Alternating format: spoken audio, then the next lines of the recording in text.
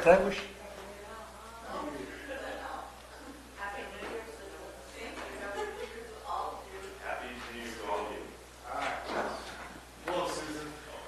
Good morning and welcome to the Calaveras County Board of Supervisors meeting for January 14th, 2020. We will begin with the closed session.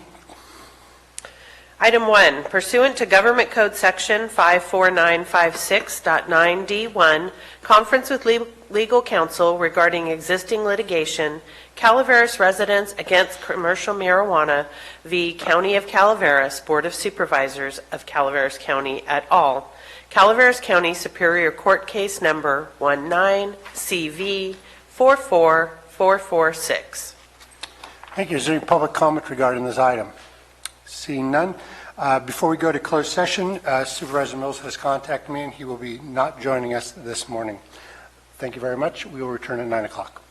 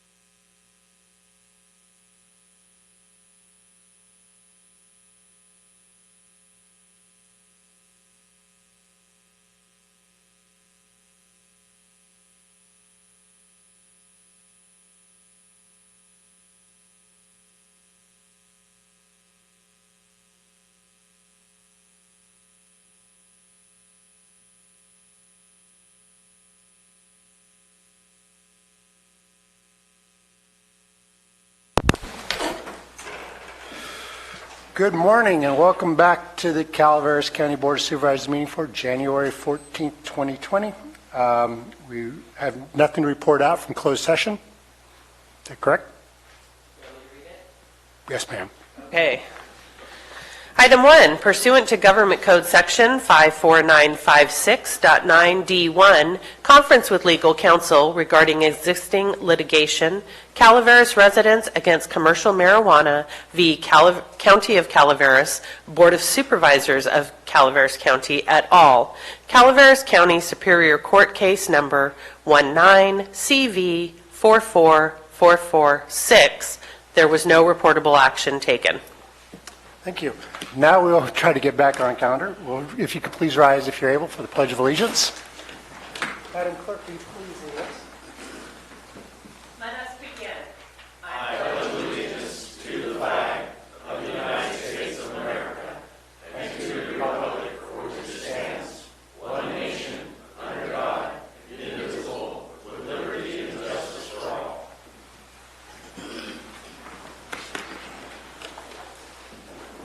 Thank you. Announcements? Announcements. This is a time for county staff to provide updates of upcoming county events that may be of interest to the public. Thank you. Any Board of Supervisors? County staff? Seeing none? Item 2, election of the 2020 Chair of the Board of Supervisors. Thank you. Any discussion from the board? All right. Any public comment on this item? Happy New Year, Ms. Cora.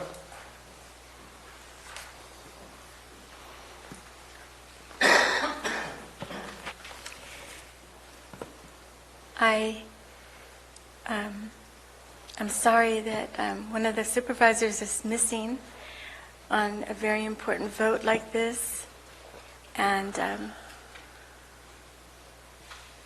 I hope that you will consider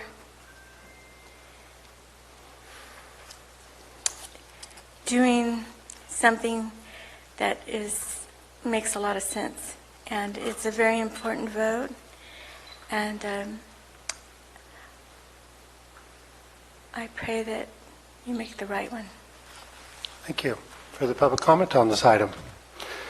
Seeing none, I'll bring it back to the board for, is there a nomination or a motion? Supervisor Stopper? Sir, I would like to make a motion to subsequently move Marita Callaway, who is now vice chair, to chair. Thank you. We have a motion for Supervisor Callaway to become chair of the Board of Supervisors. Is there a second to the motion?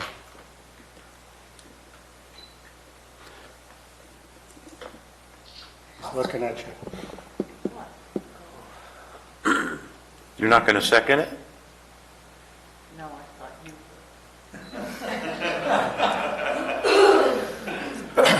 You thought I would? I'd like you I need to think about it for a while. It's going to be a long meeting. Can we come back to it? I'll second it. We have a motion by Supervisor Stopper, a second by Supervisor Toffenelli. All in favor? Aye. Opposed? Carries 4-0-1 absent. Congratulations.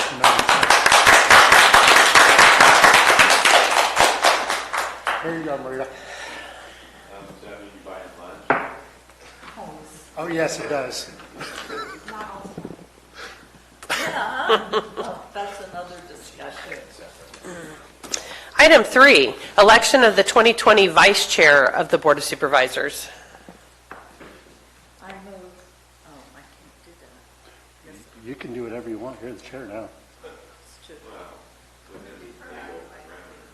Pardon?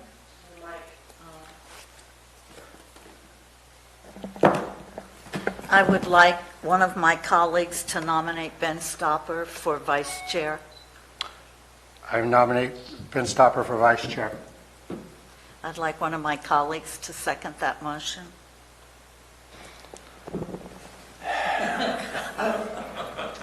This I is- don't know, the two of you, You need to think longer on this one. how does Mr. Stauber feel about being vice chair? He has no options because I asked for the nomination. I will second. Thank you.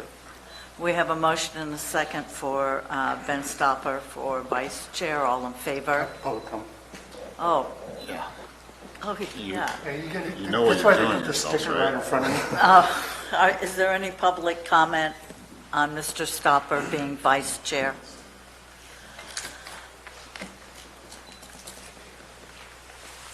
I understand that you're going to do what you're going to do, but Mr. Stopper's campaign against Clyde Clapp was, in my opinion, in the gutter. And I do not believe that people should assassinate someone's character as the other supervisors was. I believe in love, and I believe in sometimes tough love, but I believe in love, and that didn't qualify for love. And that's the bar that I look to, and I hope that Mr. Stopper will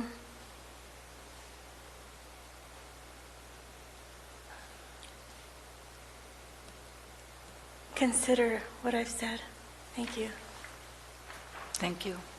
Any other public comment? Bring him back to the board for a vote. I have a motion and a second. All in favor?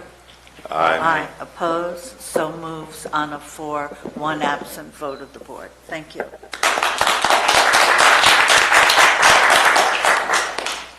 Clerk wants to take a break. Yes. We're taking a break.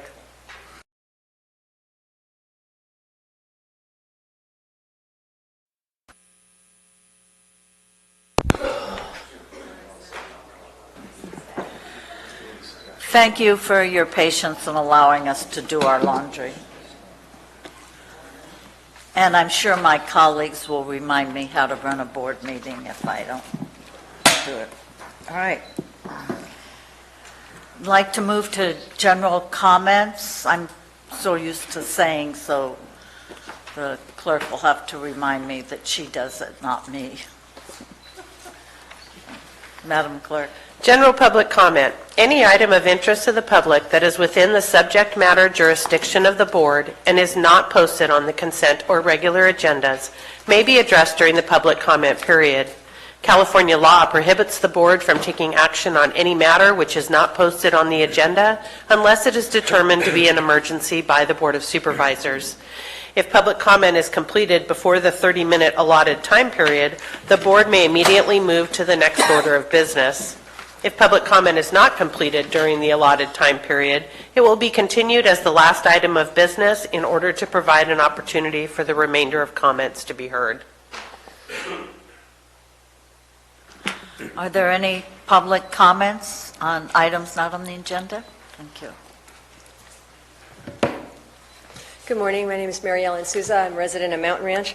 I was here prior to the holidays and shared a story with you all about being attacked in downtown Mountain Ranch when I was walking and exercising my friend's service dog.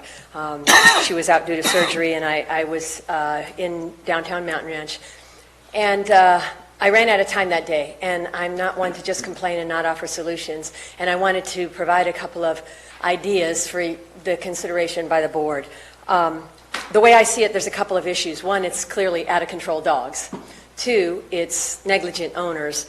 And three, then there are some what I would call unclaimed dogs that run loose, that nobody seems to know who they belong to. I think Calaveras County needs to seriously look at a leash law.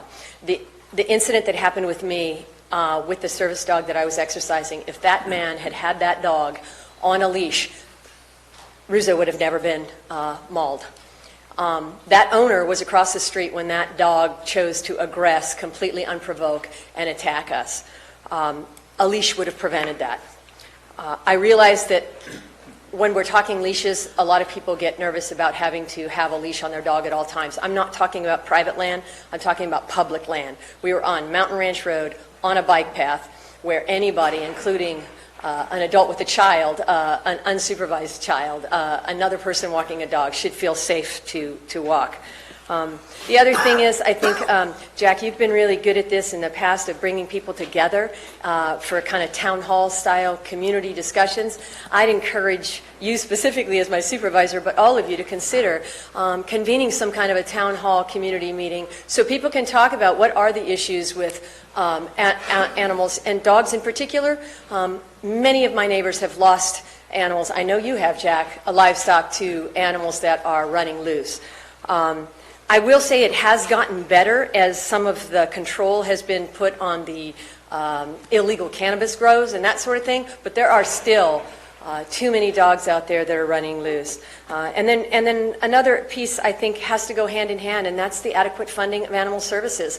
I think it's a disgrace as a community how we fund animal services. They don't have the amount of money they need, they don't have the staffing they need, and they don't have the enforcement options that they need. And so again, I would think that those would be areas where we could come together as a community to try to solve this problem before somebody ends up seriously maimed or dead. So thank you, and I appreciate your time in considering it. And I welcome your comments directed at me. You have my address. Thanks. Thank you, Ms. Souza. Any other public comments? Happy New Year, Vicki Reinke. I just wanted to make a comment now that we have the new board in place, the new chair, is that you would consider a different policy as far as answering questions from the public. I know the policy before was that was not needed. We didn't need answers. Now, I understand when we come up here for comments from the audience that you don't answer questions there because it's not on the agenda. But when there's an item on the agenda, I ask, please change that policy, that people keep notes and they answer questions that come to the microphone. Thank you.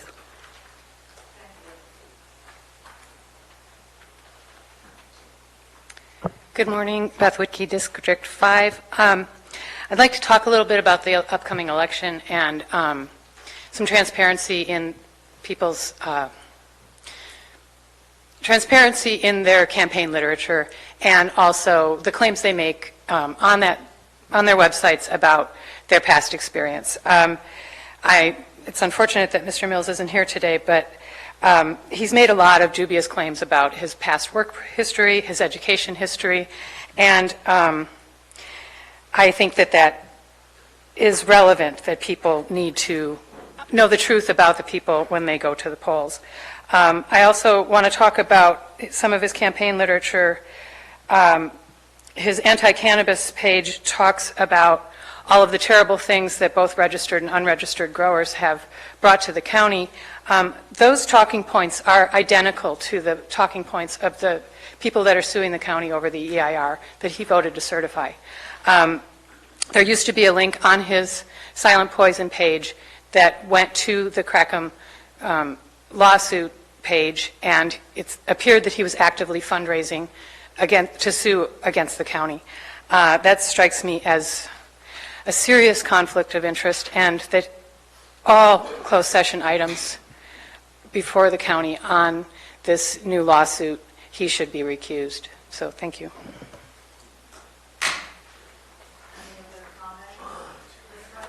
I know I already commented, but please, what has just been said at this microphone is not true either. So we shouldn't be coming to this microphone about that kind of stuff. Thank you. Well, it's public comment. Other public comments?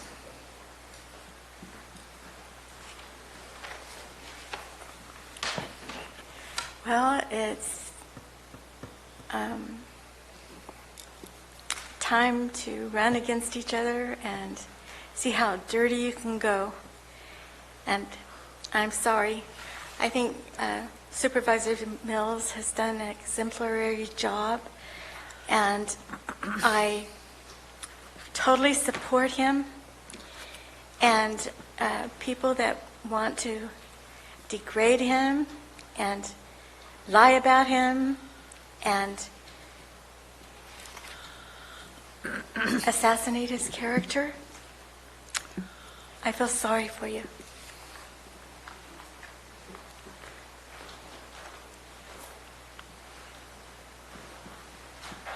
Who are you? Rick DiBasilio, Sheriff, Calaveras County. Did you need a razor?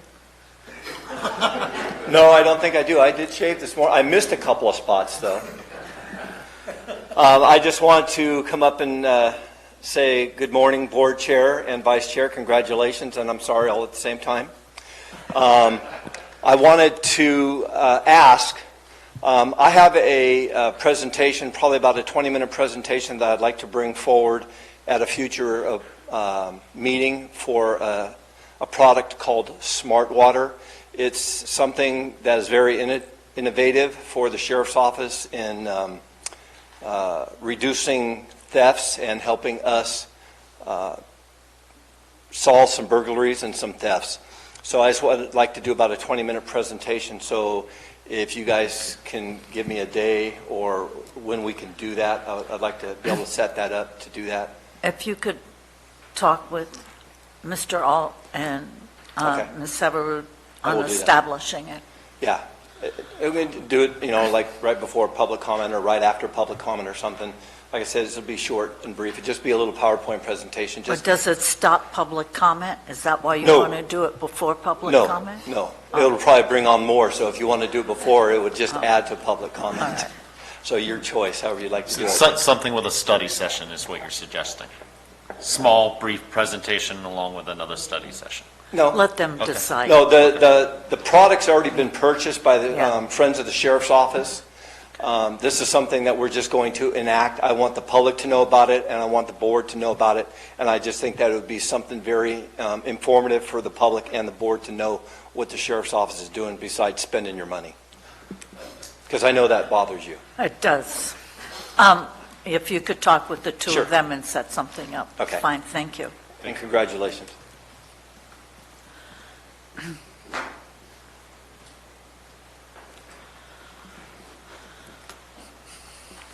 Good morning, Mike Falvey, District 2. Congratulations to the Thank you. board chairperson and vice chair. There was one person who spoke about some supposed mistruths and some campaign advertising, and another person who thinks a supervisor is doing an exemplary job. I don't know how you guys would address this, Brown Act things, but I would behoove the board to get together and discuss among themselves the fact that there are people watching the board and the actions they take and the claims they make, and they're going to bust them if they're lying. And it doesn't look good for a board if they have someone casting mistruths about themselves or other people. If it's a candidate, you guys can't control candidates. Candidate can say whatever they want, but you can have some input with your fellow supervisors. So I would behoove you to address, as a group, the fact that there seem to be some mistruths in a candidate's past history being reported. That doesn't look good.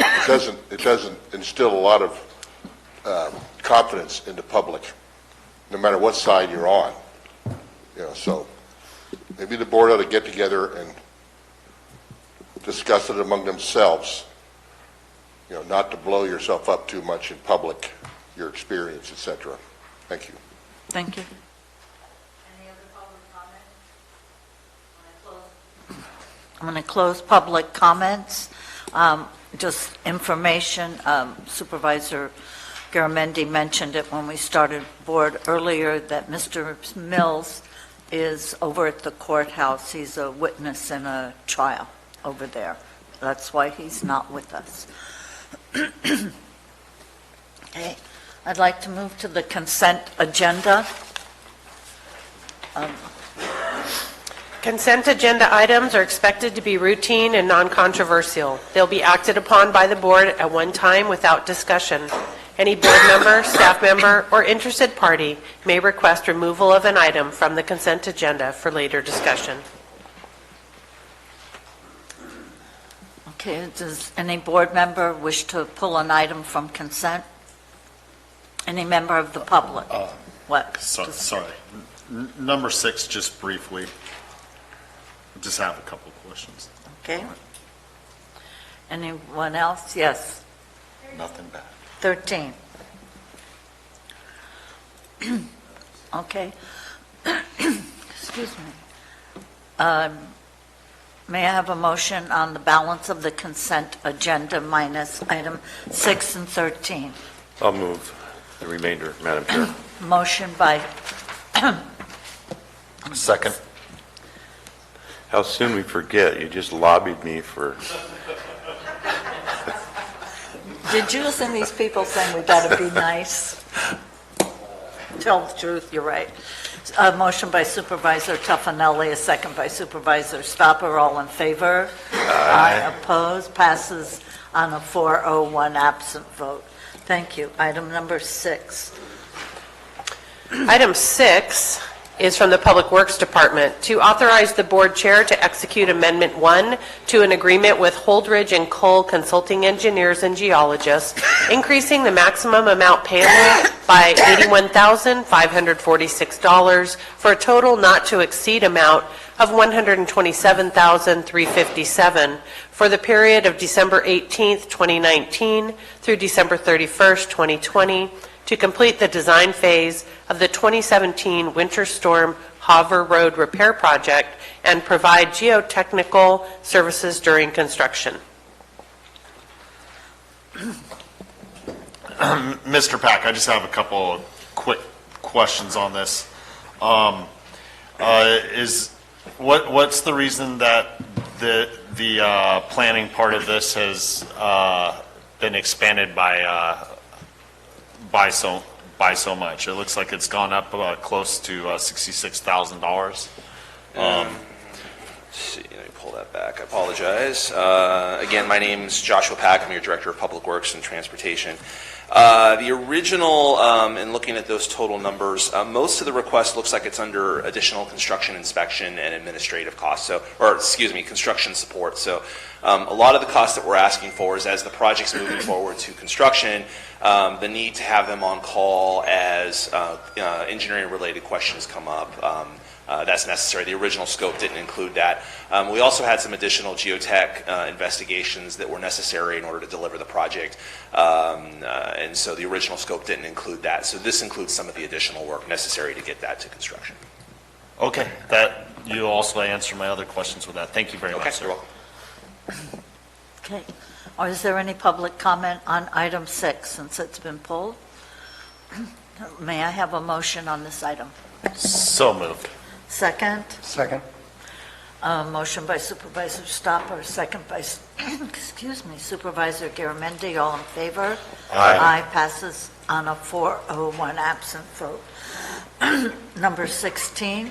13. Thank you, 13. Item 13 is from the Clerk of the Board of Supervisors to approve the bylaws for the Hardwood Advisory Committee effective immediately.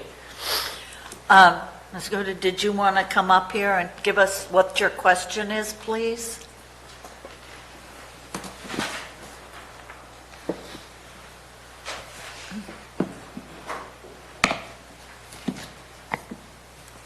There are a lot of people that think that people need to do research before they get here so that they know what's going on and all the details.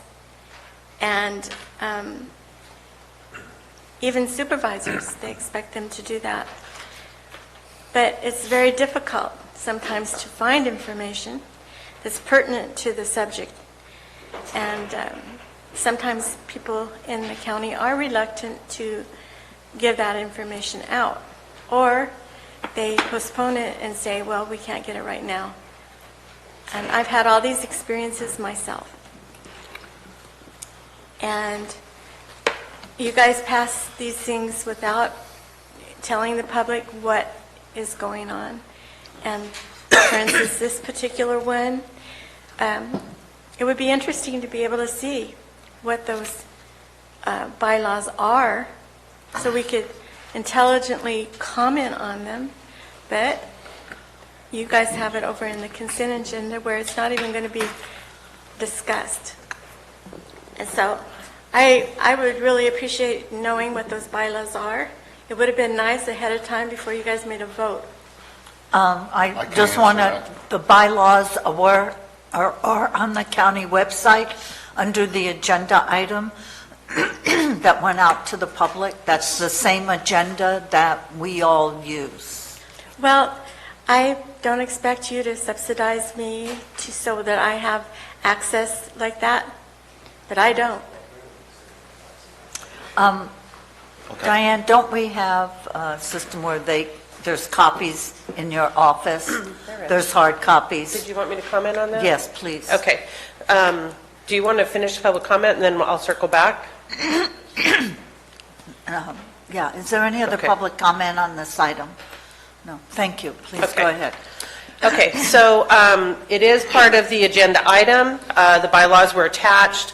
What this item is the generic template that was approved by the Board of Supervisors for bylaws, I believe 2 years ago. The Hardwood Advisory Committee only meets once a year, so they met in December, and they approved these bylaws because their staff contact, Kevin Wright, had worked with me and the committee, and he put in the pertinent information, how they were established, what governing documents they have. It just talks about membership. It talks about what their objectives are, if they have committees, the Brown Act, duties and responsibilities of officers, and doing an annual report to the Board of Supervisors. And so that's what this item is. To address Ms. Gordo's question, anyone can come into the clerk's office at any time during our regular business hours, 8 to 4, Monday through Friday, and have access to the agenda item on our lobby computers. And if they were interested in a particular item, we would be happy to print that out for them. They just need to come in and ask. Thank you. I'm going to bring the item back to the board. May I have a motion? So moved. Second? Second. Motion by Supervisor Stopper, second by Supervisor Tuffanelli. All in favor? Aye. Aye. Passes on a 4-0-1 absent vote. Thank you. Move to the regular agenda.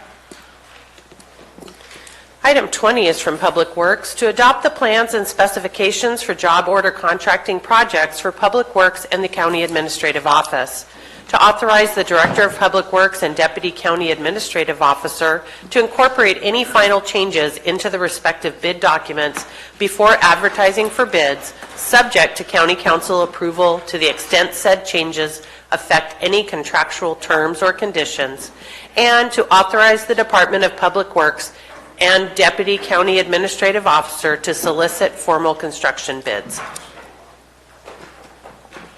Do you want 5 minutes, Josh? It'll take less than that, but it's totally your call. It's going to take about a minute. All right. No, we'll just wait for you. Dennis, get those lights. Do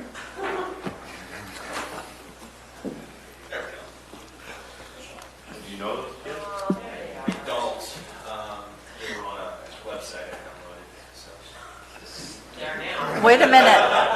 You didn't know those kids? Who does their hair? Looks like you guys go to the same place.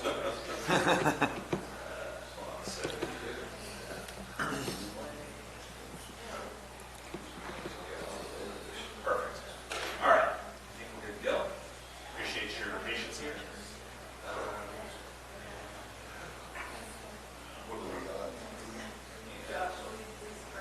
Yeah, I think you should. All right. Good morning, Chair Callaway, members of the board. My name is Joshua Pack. I'm your Director of Public Works and Transportation, and I am pleased today to present a action item related to job order contracting. So the proposed action we're asking you to take today is to adopt the plans and specifications for job order contracting, better known as JOC, as well as to solicit formal construction bids on behalf of us and administration. I do want to highlight this is one action item we're asking, but there's actually two separate processes. We're adopting separate JOC programs for Public Works and administration. So we'll be moving parallel with those, but today we're taking one board action with that. I do want to highlight there was a previous board action in July 2019 to adopt a contract with the Gordian Group. A representative is here today in case you have any questions of him. They provided to provide JOC services as part of our program through June 2022.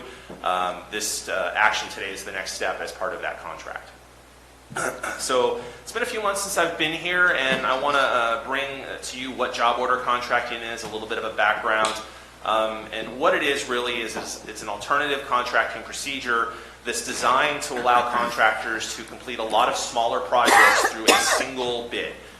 It's designed for things like renovation, repair, minor construction, not meant for larger projects. It is somewhat akin to an on-call contractor process. So in essence, we're using on-call contractors, but we're using the public contract code to do it competitively based on preset prices. And so in this case, we have contractors and we actually have agreed upon prices. We just need the work. And when we find and identify the work, we then work with contractors on those individual items. It's allowed by the Public Contract Code. I think in the right situation, it provides considerable value to the county, either through saving time and money or through maintaining the transparency and accountability we come to expect from public works or public projects. So when I talk about alternative projects, it makes sense to talk about what our traditional contracting procedure is. And us, like everyone else in the country, use what's called design bid build. And what that is we bifurcate each individual process sequentially and deliver those individually. So in layman's terms, a design project is done by a designer, and then we go to construction and we hire a contractor to do the previous project. In some cases, we have other phases for public works. Right of way would be a phase, preliminary engineering, environmental, all may potentially be phases. There's some advantages to that. It's used by everyone in the country. It's been used for many decades. We get competition, which is a benefit to the county through a low bid process. There's a couple of disadvantages with it. One of the disadvantages is there are significant administrative efforts to use design bid build. Whether we're LA County or Calaveras County, a lot of the procedures in the Public Contract Code apply equally to all of us. And so when we have a lot of really small projects, 100,000, 300,000, that may not sound like a lot, or that sound like a lot, but for agencies that's pretty small. We're required to follow the same procedures as multi-million-dollar projects in urban areas. And so for us, we spend a disproportionate amount of time on the soft costs that don't necessarily result in value to the community. It can be adversarial in nature, and this isn't for every case and for every contractor, but bidding things in this way requires low bid, and we can't really use other factors when determining bidders. And so contractors are motivated to bid on razor-thin margins and in a competitive process, and then have to pursue their profits through claims and change orders. And so again, not everyone does that, but it sets us off sometimes on the wrong foot, especially when someone may underbid a project and need to make up their profit in some other way.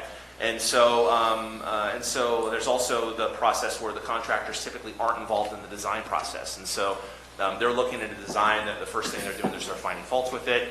And it can be at times a contentious project. Again, not everybody, but in some instances. It's a really slow way to deliver projects as well. When we look at Calaveras County, and we're not different than anyone else, a lot of the procedures we follow are pretty standardized throughout the state and nation. Overall, we look at about more than 5 months that it takes from when we're done from construction to when we're ready to put a shovel in the ground and start digging. And that's a long time. And there is some value, obviously, in this process. But when we look at some of the restrictions we have from weather, we have, especially in the upper elevations, we have a pretty defined time limit. In some cases, we do struggle to get bidders. And so when you look at all these things, we can see projects that can be delivered fairly quickly instead take months or in some cases years. Job order contracting is a response to some of the limitations of design bid build. It's designed to work on a variety of projects. Again, pretty routine, basic stuff, not meant for large projects. It's a supplemental tool. It's not meant to replace our traditional processes. It's meant to augment that and provide some value where there could be value. As I mentioned, it's an approved bidding procedure in the Public Contract Code. And I'm going to talk about this in an upcoming slide, but I think the nature of job order contracting has an opportunity to greatly improve local contractor participation and involvement in many of our projects. Again, looking at this slide, I don't need to spend too much time on this, but there's a niche in which job order contracting tends to work really well, and that's for projects that are low in cost but exceed our authority to do on our own. This one shows $1.5 million, and each agency is a little different, but this slide is meant to show that for small projects that exceed the authority in the Public Contract Code, there is a niche for JOC, and that's a lot of the projects that we do. And so the larger projects, again, for us, it's big bridge projects. Wagon trail project would be certainly classified as a big project. Huge projects on behalf of facilities would also be the traditional bidding process. This is an example of what we would go through under traditional job order contract, and I'm purposely picking on Supervisor Callaway and her district. This is the Murphy's Drive project. We just completed that project. It took a couple of years to do. This scenario assumes that something happens in the future, something akin to this, where we have a culvert that washes out, it results in a washed out road. We need some sort of immediate response to that. In this particular scenario, under job order contracting, the county, Gordian Group, our consultant, and the contractor meet in the field to have a joint scope meeting to outline the repair process. And this is where that collaboration and cooperation really come into play. The contractor's part of the team determining what the repairs are going to be. They're engaged in the process, they have a say in the solution, and through the preset prices, there's really no motivation to try and hide or suppress information because they're going to be adequately paid and adequately compensated for the work they perform. And so once the joint scope meeting is complete, the contractor prepares a proposal, presents it to us in Gordian. We review that proposal. If it all works out, we may have an iteration here or two. Once we all agree and we're on the same page, we issue a job order and the project construction starts. Under a normal circumstance, this can take 3 to 6 weeks. It can take a little longer in a more complicated situation. In emergency situations, in particular when something needs immediate response, this can happen within days or a week or two. And so when you're looking at our traditional processes and why I'm so engaged in this, things that take months or years, especially simple repetitive projects, can now take weeks. And so it greatly expedites our ability to deliver projects. I've talked about public works and the benefits that it provides us. In reality, though, the genesis of job order contracting comes from the facilities world. It was developed in the 1970s by the military to improve buildings in Europe.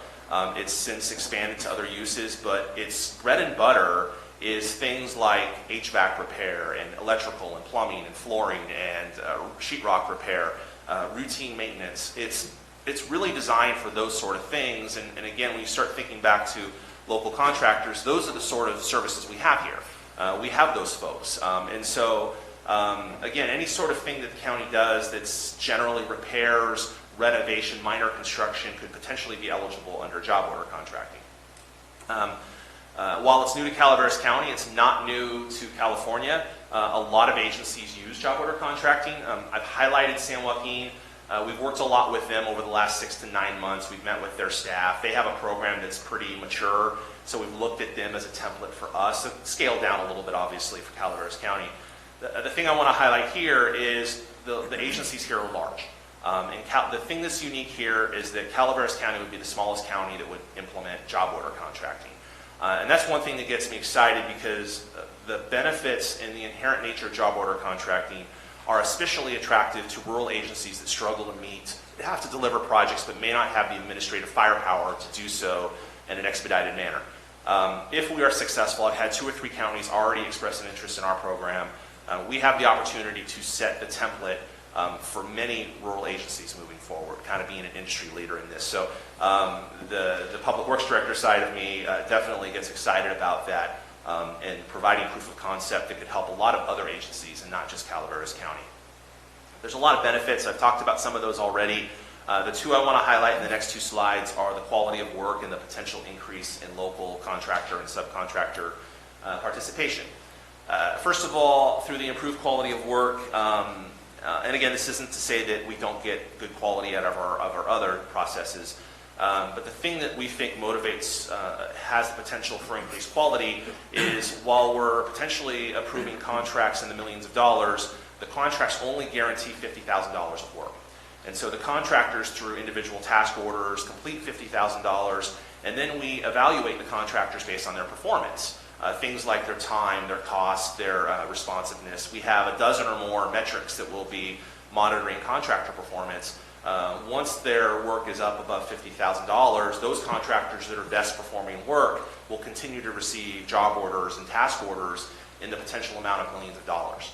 And so there is a motivation for contractors to do it right the first time, to collaborate with the county.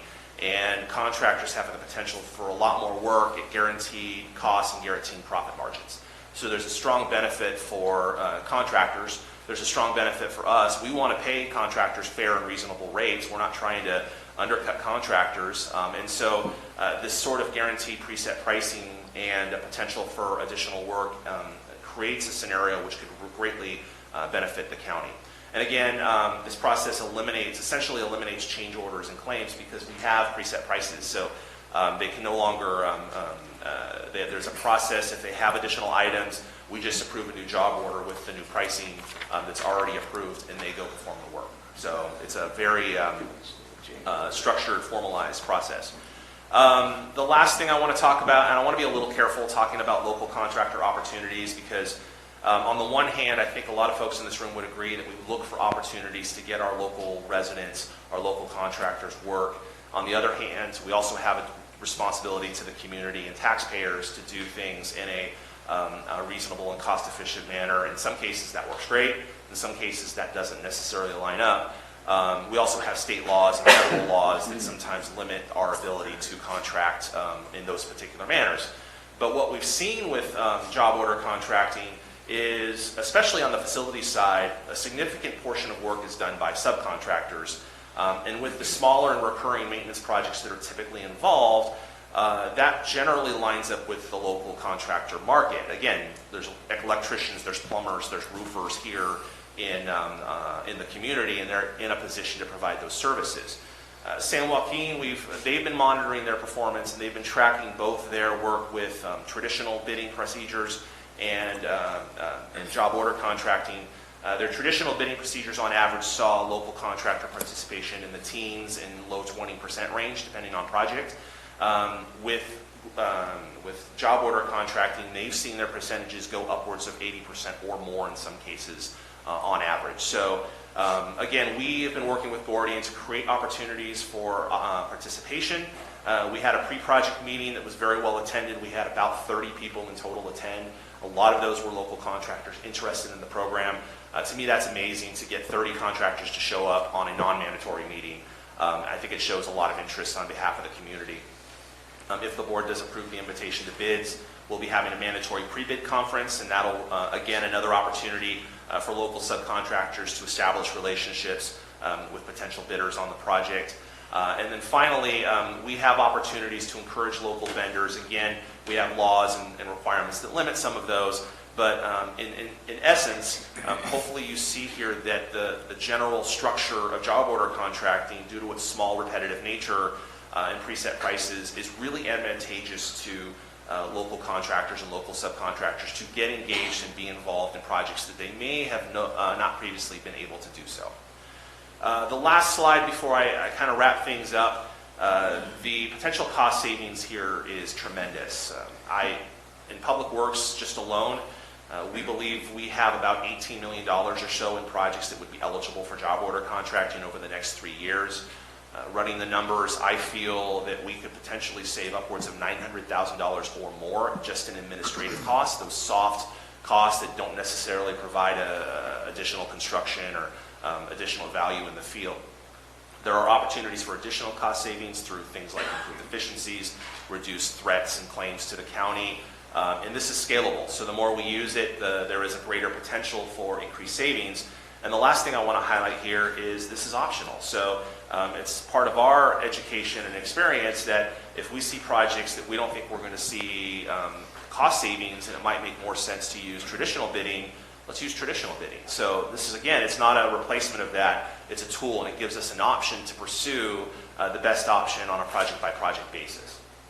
So in summary, we think this is a really powerful tool.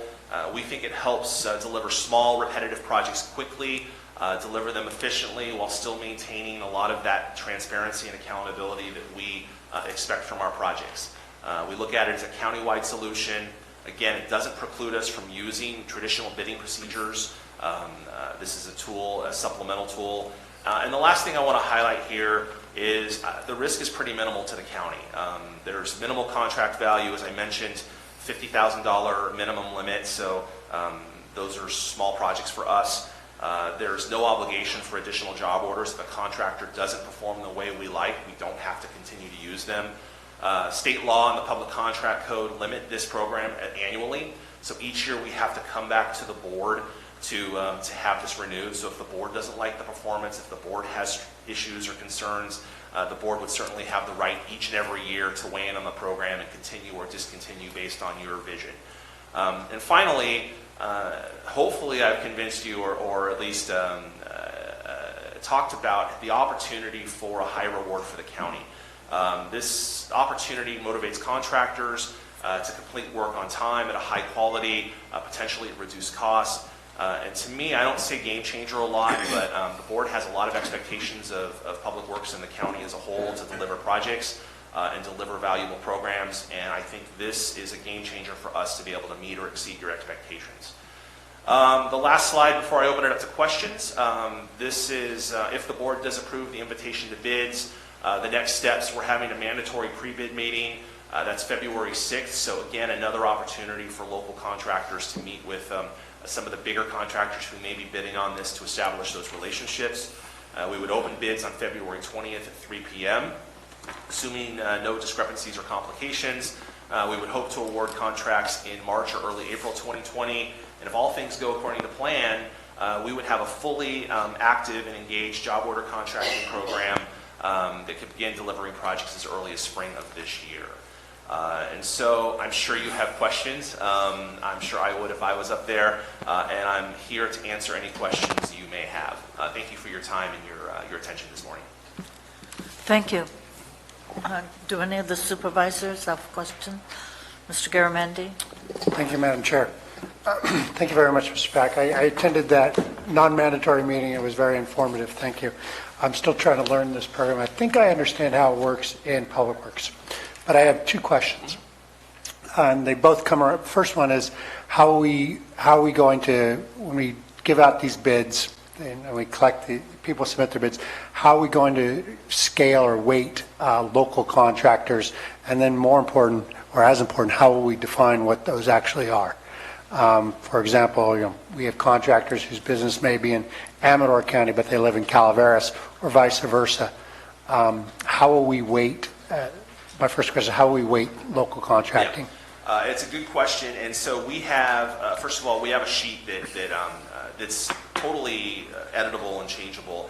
Local contractors are just one of the elements, like time and cost and things are part of that. The most important thing is there's not necessarily rules that limit how we do local contractors. So right now we're proposing that a residence or address in Calaveras County would be considered a local contractor. We could certainly amend that if we want to include neighboring counties, things like Amador and Tuolumne, et cetera. But right now we're looking at at Calaveras only as being local.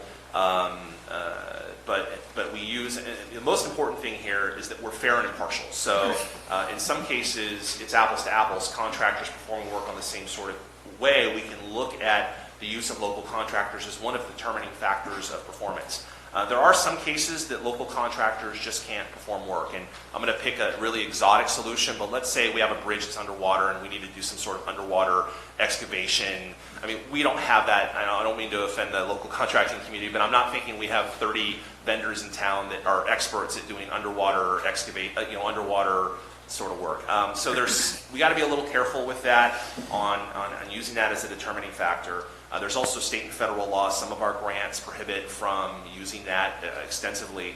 But again, I want to highlight that that's the additional goals. It's one of a number of factors. Right now, we're recommending that we use Calaveras County as the county boundary as the definer for that. And again, if they have great contractor participation, but they're not on time, they're very difficult to deal with. Their performance has been lackluster. We don't want local preference to be the only weight factor. We want to have that as part of an overall factor when we're looking at our contractor performance. Thank you. So what will be the weight for a local contractor? Yeah, so I don't have that number in front of me. We have 12 or 13 factors. It's in there with the other ones. I'd be happy to go offline and get that. It's 1 or 2 sheets in a 3,500-page document. So I would say it's in a range of factors. It's 5 to 10% of the overall performance. It might be a rough range, and we could certainly skew that as necessary. And I think one of the things we're going to learn too is we're utilizing San Joaquin County's model. It's been successful, but that doesn't necessarily mean that everything in San Joaquin fits for Calaveras. And so the first year, I look at it a little bit of a learning process. We're going to have a factor with local contractors. We'll see how that works, and then if we see that either skewing one way or the other, we can certainly each year amend those performance factors. Okay, perfect.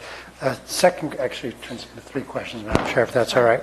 Second question is, we're going to be checking the payroll to make sure that subs and contractors are paying correct with their public funds? Yes. All work, while this is, and that's a really good point to a larger issue, that while this is a different contracting procedure, we are required to follow prevailing wage, public contract code, the Department of Industrial Relations. There's requirements there that we have to follow. Certified payroll is certainly part of that. So part of their performance is all including that information. So this is all prevailing wage work.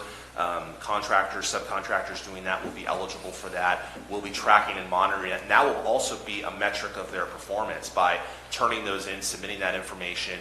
We'll be checking that information as part of local contractor participation, and it'll be set on percentages. So, for example, there'll be, and I'm kind of answering your earlier question, so the higher the percentage of local contractor participation, the more points they get.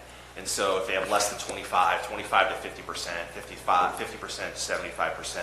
And there's 2 factors with that. There's the local contractor participation companies that are in here, and then local residents. And so we'll also be looking at the local residents that are hired, maybe independent folks or folks who are just an out-of-town company comes in, but they're hiring locally. That'll be another factor. So actually 2 of our factors will be related to local contractor performance. Okay.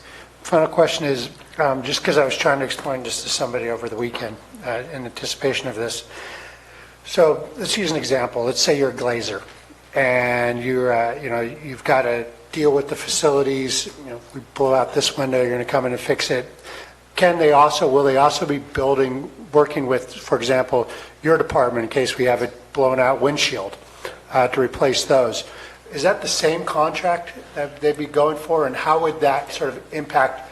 It's not a general contract, but it's a very specific And trade. so we actually have 2 separate processes. So we're doing one for administration that includes facilities, integrated waste, and those are facilities driven. So a lot of the licenses for construction are Class B licenses. They're more specialized. Mm-hmm. Those needs for the facility side are different than public works side. We need road, heavy construction, grading, that sort of thing.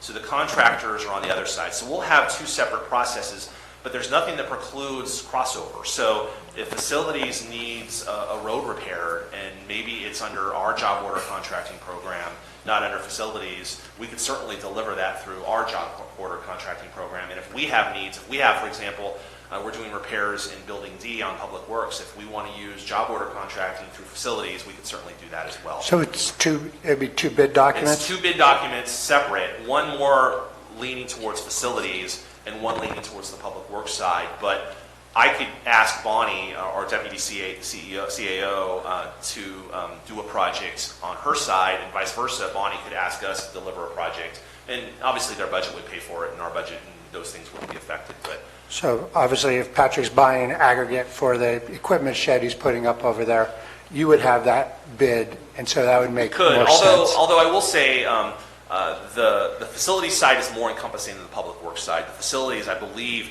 and the book's 5,500 pages, so I haven't read every page, but the aggregate and a lot of those basic things are included in their bids as well. So they'll be getting bids, and they have the opportunity to use that as well.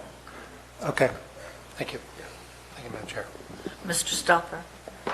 Thank you for bringing up those questions, Jack. You addressed most everything I had. So when you're doing your presentation, so the low bid is the one you need to take as long as they're qualified underneath this point system that you're discussing with us. Yeah, and that's where, when we talk about public contract code, and that's where we determine the low bidders. That's where it qualifies for public contract code, because when we identify the contractors for the program, when we're recommending 3 contractors under each scenario, those 3 are based on the low bid. So that's where it qualifies for the public contract code. And the contractors are really bidding on $50,000 of work. And then with the opportunity to get a lot more if they work successfully. So that's where it works within the public contract code, because traditionally, under normal bidding procedures, we can't use things like how much we like the contractor, the great work they've done before, or the poor work they've done before. We can't necessarily use that as determining factors in a bidding process. So this is where we satisfy the conditions of the public contract code, and then have some flexibility within that, as long as we're being fair and impartial. I can't like contractor 1 and then give him a different scoring system than contractor 2. We have to be fair and impartial as part of that process, and the contractors see that ahead of time. And so, yeah, that leads into my second part of the question, with $50,000 being the line where they do a bid, and you get to a point where we aren't receiving the type of work that we need to for that $50,000.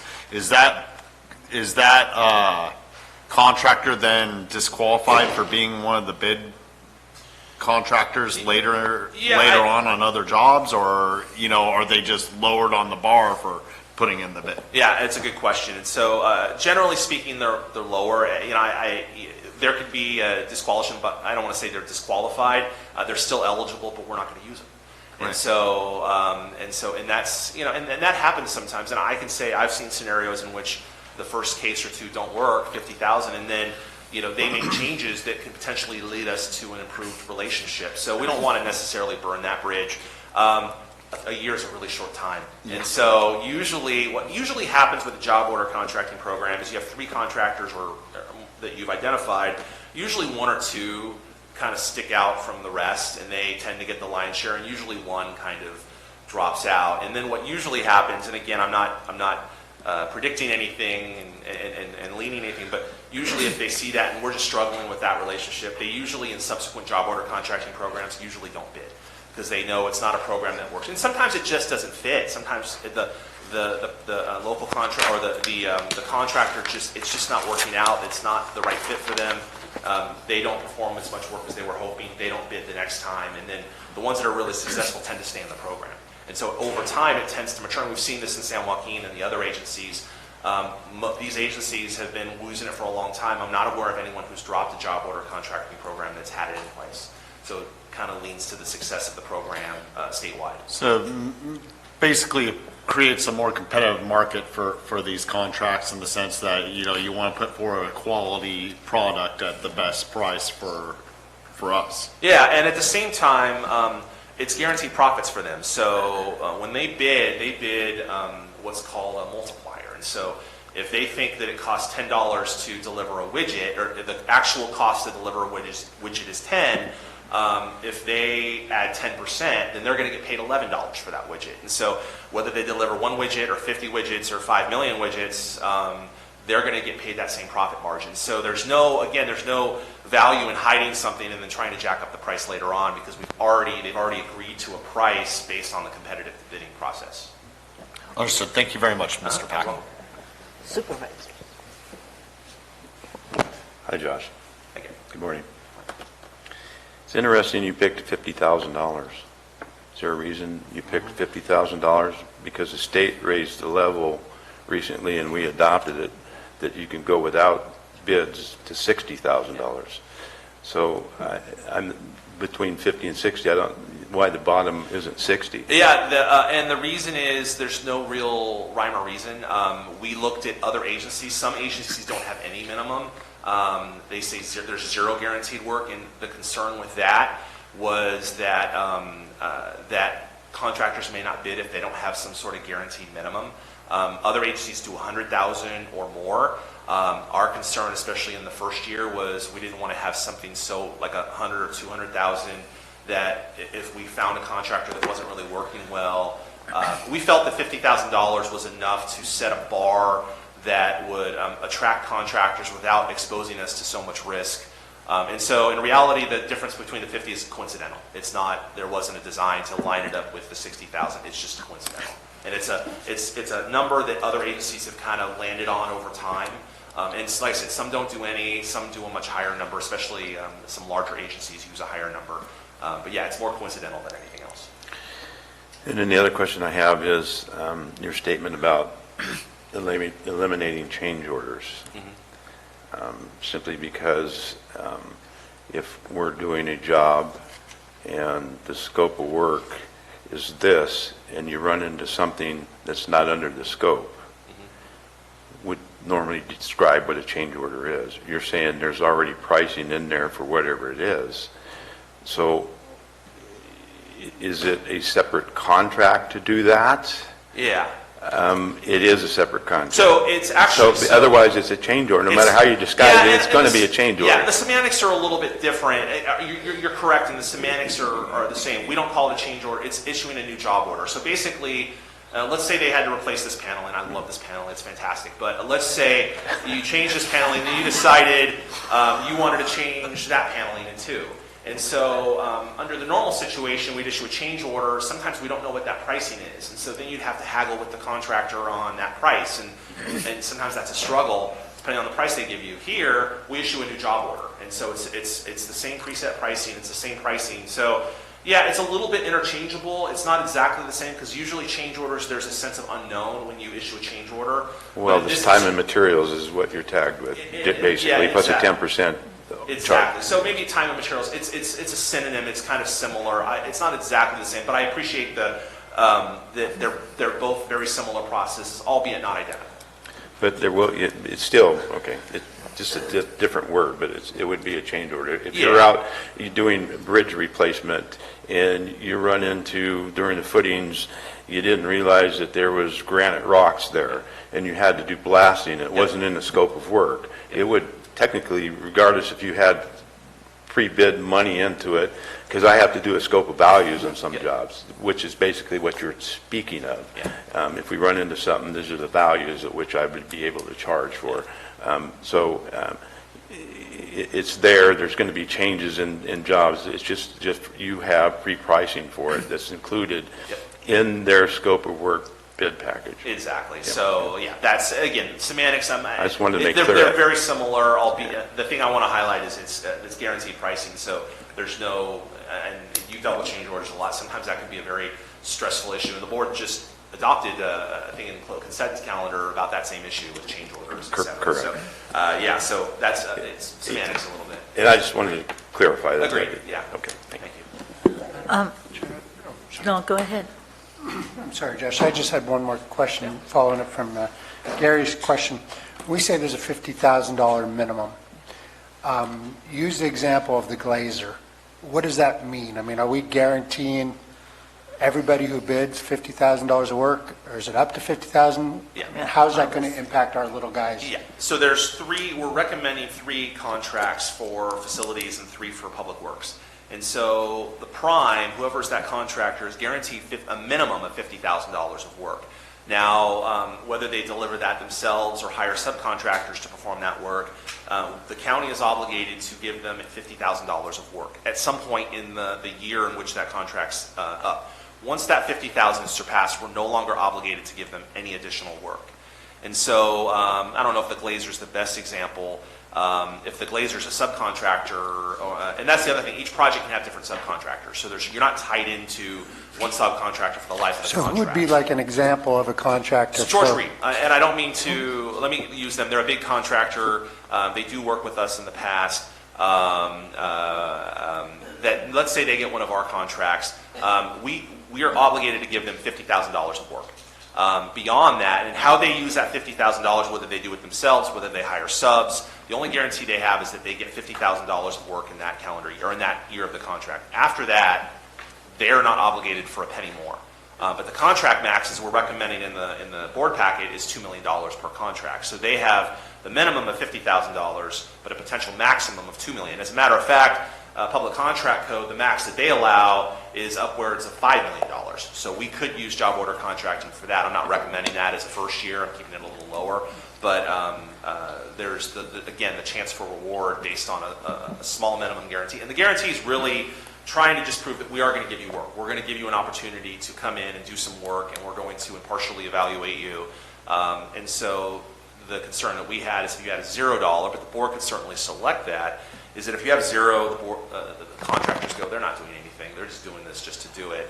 And the board and contractors have to do bid bonds. They have to do all their estimating. There's a cost associated with the work that they do.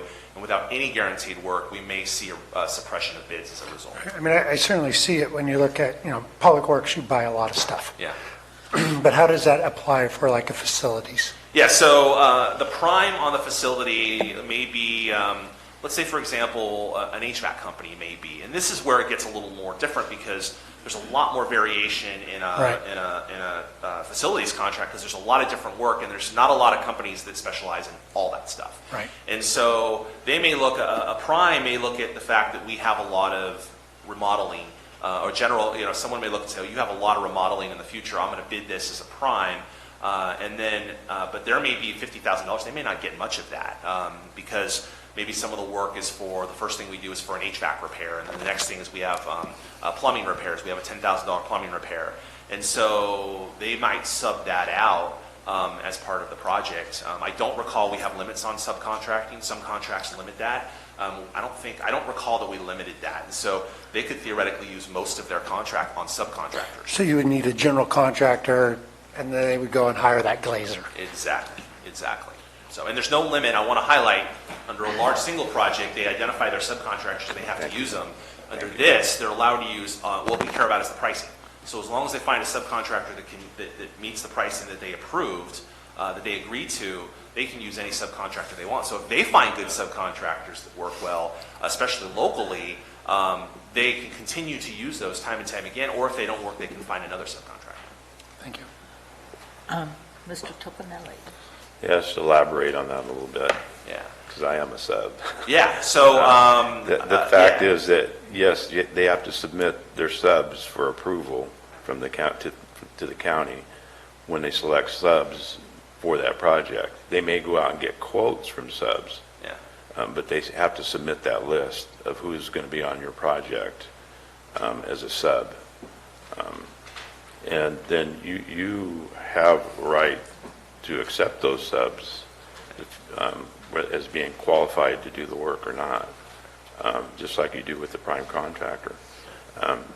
The other question I had, going back to what Jack was elaborating on, at what point, if you start at $50,000 and you have a maximum, and you're going to see what they do for $50,000 and you have a maximum of $2 million, at what point does this project that they're being hired to do, is there a point where it could, and you're giving them more work and giving them more work, that is a project that needs to go back out for bid? I mean, at what point do you determine that somebody doesn't come in and say, hey, I think you guys violated something here, that's not what they were bidding on, that's not what the scope of work was, you're increasing it by going around the bidding process? Yeah. So, I'm sorry. That's yeah. So here's the cleverness and the legality of job order contracting. Is job order contracting covers every job the county does. And so it's anything that we may do in a year that's in our budget. And so if we do, let's say, a road project and we decide to extend down another road that wasn't in the scope, that wasn't in the original job order, we issue a separate job order or change order, as you may claim, or talk or call it. But in reality, all that work is under the umbrella. It's over the single contract. So there's no differentiating or exceeding the scope of the work. It's all under the work that they competitively bid as part of the job order contract. So they're not exceeding. Now, money can certainly be something. We have to be cognizant of our limits, and we can't exceed $2 million. But beyond that, the work that's identified, anything identified in the scope, which is pretty much anything we can do in the county, is all covered under that. So there's no scope creep. There's no exceeding that. It's different. It's different than the way we've ever done things before. It's a different model. So. Yeah, I can agree. It's an alternative to the traditional bidding procedures. Mr. Stopper. Throughout this, you sort of answered, because when I originally read through this entire agenda item, it says three contracts for public works and 3 contracts for administration. That's 3 contractors apiece. So then you get those 3 starting at the beginning of the year for one for, let's say, facilities, and 3 for facilities and 3 for public works. And those are the ones that originally have the $50,000 a year apiece. And that's where you work from. And then the next year you may choose a different 3 depending on, or, take the top 2. And then there may be a filler on the lower one. So no, actually, No. let me change that. So after the year, we come back to you and redo the competitive process again. And so after the end of the year, and this is state law, the JOC program, we come back for a new set of bid documents with new pricing. We go out and advertise, and we select the 3 lowest bidders. So even though for a year those contractors do great work, but then after the year they do have to come back and competitively bid and be selected as one of the lowest 3 contractors. So that's where we get where it's legal with the public contract code. Some other agencies, some other states have a much linear time. They have a 2 or 3 year period or more. California adopted job order contracting relatively recently, in the last 15, 20 years, or relatively recently. That hasn't changed. So it's a year-by-year process. So we have to come back every year to get approval from you to go back through this process again. Go ahead. Well, that opens up another can of worms. You have to go back out for bid at the end of 1 year. What if they're not finished with the project that they're on? And there still needs to be completion, and it may be another 3 months before they complete it. So this does allow them to complete the work. So it requires us that we rebid, but that doesn't exclude us from continuing completing work that's within the project. It's a good question. You 2 have any more questions? Maybe Question later. now? I don't know. They keep coming up, Rita. Mr. Park, what are the things that keep local contractors from bidding on government projects, Calaveras County projects? Is it the insurance? Is it the paperwork? Yeah, and each person's different, right? So if I could tell you generally what I've heard. Prevailing wage is always going to be somewhat of a limiter, right? The paperwork that's necessary to do that, especially in recent years, the rules have become increasingly difficult. And it's not hard to do, but it can be scary for a local contractor who's been performing small work and small residential work to then all of a sudden try to do prevailing wage work. So that can be a factor. That's one of the ones I've heard. In some cases, there's bureaucracy, right? A lot of the processes that we do are more difficult than going through private contractors or private firms. And in this sort of market, it's hard to attract a lot of contractors because the construction market's so white hot. Everyone's busy. Everyone who wants to be busy is busy. And so, do they really need to work with, cities or counties? Especially when we talk about the razor-thin margins. When we're bidding solely on low bids, sometimes that there's not enough guaranteed profit when you can go elsewhere. And so that's, again, one of the advantages of this: small repetitive projects, guaranteed profit margins. All of those things are things to encourage local contractors where maybe they won't. And yeah, the prevailing wage piece is still going to be there. There's no way getting around that, short of an act of the Congress. But but these other things could potentially improve that participation. Well, since they're not bidding on a specific project, they're bidding on the concept of JOC. So material costs, how is that part of their bid process? Yeah, and so, I did not submit the package to you for reasons. I think ours is 3,800 pages, and the other one is facilities is 5,200 That's pages. good. We thank you. I really didn't want. I'm sure you wanted to do a deep dive on that, but everything is in there. So materials are broken out separately. Trucking costs are broken out separately. Everything is painstakingly and meticulously broken down, and we're using local rates. And so, the local asphalt plant was called for their batch pricing. Material prices were received from aggregate plants here in Calaveras County and close by.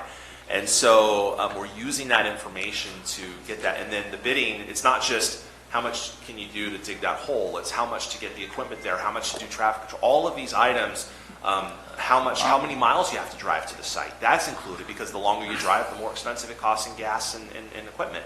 And so all these things are in the bid process. So again, trying to adequately capture your costs, it's not just how much does it cost to fix that hole, it's all of those individual items are as part of the bid process. So those are all potentially captured, which again, I think it allows local contractors to capture all those costs completely and accurately. Thank you. Are there any questions at this moment? I'd like to open up for public comment. Does anyone have anything they'd like to say on this? Pardon? Happy New Year. Al Segala, Taxpayer Association. Boy, this is a really big job. It looks like quite a bit of savings to the taxpayer, which is a good thing. One of the issues was brought up of favoring local contractors over contractors that are not local. That's kind of a discrimination by location. It would seem if local contractors would be selected because of their location rather than their price, the difference in price would be like a bonus paid for by the taxpayers for the fact that they are in our county. Contractors that come to our county to bid on our work here have an additional cost, and they're bidding with potentially less profit margin because they have to pay for transportation costs to come here. Our local people do not have that cost. So there is a built-in benefit to local contractors in this bidding process without having to do this bonus thing where the taxpayers are going to pay a premium because they live here. That's not, protectionism just doesn't seem to work. It doesn't work in local government, it doesn't work in state government, it doesn't work in nations. All it does is cost money without benefit. So, now what I'm hearing is kind of you select the three lowest bids, and then you have a lot of factors to consider, including their reputation. And so it kind of gets blurry as to if there really is a bonus in cost to the taxpayer because they're local or not. It's kind of, when it's blurry, it's kind of hidden. What happens if there isn't $50,000 of work? Say that we have a contract for paving, and there really isn't $50,000 of work scheduled for paving. Do we have to just pay that money without having work, or do we make work to meet the $50,000? Change orders, of course, That's more complicated. And my time is up, and thank you. Thank you, Mr. Segala.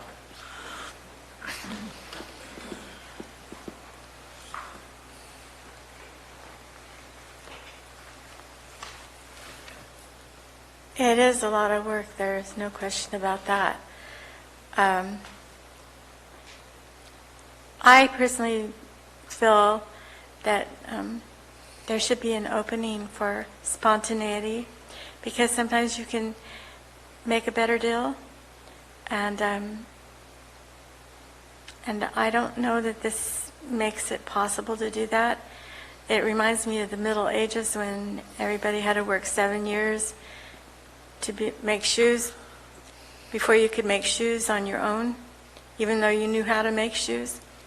And it just makes it hard to be spontaneous, and that's my reservation. Any other comments? I want to bring it back to the board. Mr. Segala did have a question, with 50,000, if there's not $50,000 worth of work. I don't see it happening, but, Yeah. because we're talking about 50,000 in a year, not per project. Yeah, and we have a lot of work to do, as you're very familiar. On the public works side, I think I mentioned previously, we've got in the neighborhood of, it was 17.8 million, I think, in work, and I can't find it, but it was 17.8 million in work. There it is. Of projects over the next 3 years that could potentially use job order contracting. Facilities has a lot of work too. Even outside of the scope of work that we've talked about through the subcommittee and et cetera, there's just general repairs and maintenance that has to get done on the projects, whether HVAC or minor remodels. And so the work list is long and distinguished, and there is far more work. And if it ever gets to the point in 3 or 4 years where we've delivered everything and we don't have new projects, we either reduce the amount of contractors or we eliminate the job order contracting program. So this is part of that analysis, of looking at it each year, making sure we have sufficient work, which I can guarantee you we have way more than work that's eligible for JOC. And we look at this each year. And so if the next year we don't see it, maybe we reduce to 2 contractors or we increase to 4 contractors. That's purely at the board discretion. There's a limit on the amount of contractors. And we can change that number too. We can reduce that. We can eliminate the $50,000. We can increase it to 100. That's purely at the discretion of the board. Thank you. Mr. Stopper? Could you readdress the local preference thing also that Mr. Segala brought up and what you had explained earlier? Yeah, so again, local preference, there's no bonuses or changing and fluctuation of prices. The prices are preset, they're guaranteed. Whether that same delivery for the same price is delivered by a local contractor or a contractor in Sacramento or Fresno, we pay the same price. And that's part of the local contracting procedures anyways. We have to openly and competitively negotiate these prices. So in this particular case, if a local contractor can deliver that for that price, they are certainly eligible to do so.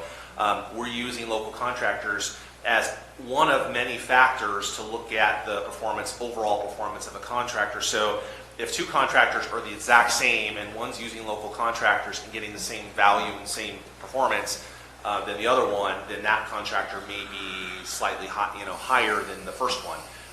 Or than the second one, but in reality, it's just one of factors. But it doesn't change price. The price stays the same, whoever performs the work, because that was pre-negotiated. Do you have anything else? If no one else has anything, I'll make a motion. I'd like a motion on all 3 items on this agenda item. So moved. Motion by Supervisor Stopper, a second. Second? By Supervisor Garamendi, all in favor? Aye. Opposed? Passes on a 401 absent vote. Thank you, Mr. Pack. Thank you. Appreciate it. Thank you. Mr. Moss, do you need, where you're up next? We'll take a 5-minute break.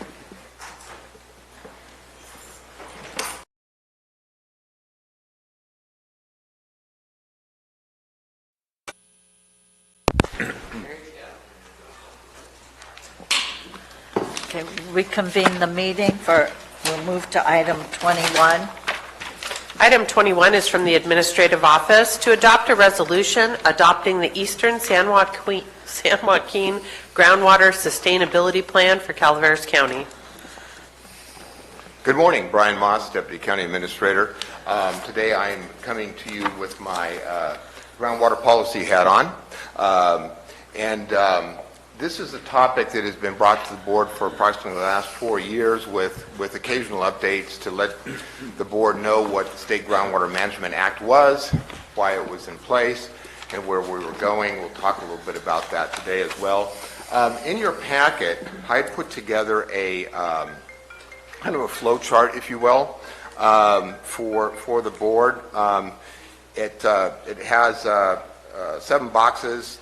And if you choose to look at that while we're going through this process, that might be helpful to you. It's a very basic outline from everything from the State Groundwater Management Act inception on down to the Groundwater Authority submitting the groundwater plan to the Department of Water Resources. Peter Martin is with us today from Calaveras County Water District here. CCWD has really been a large part of the lead agency since the inception of the SIGMA program in 2014-15.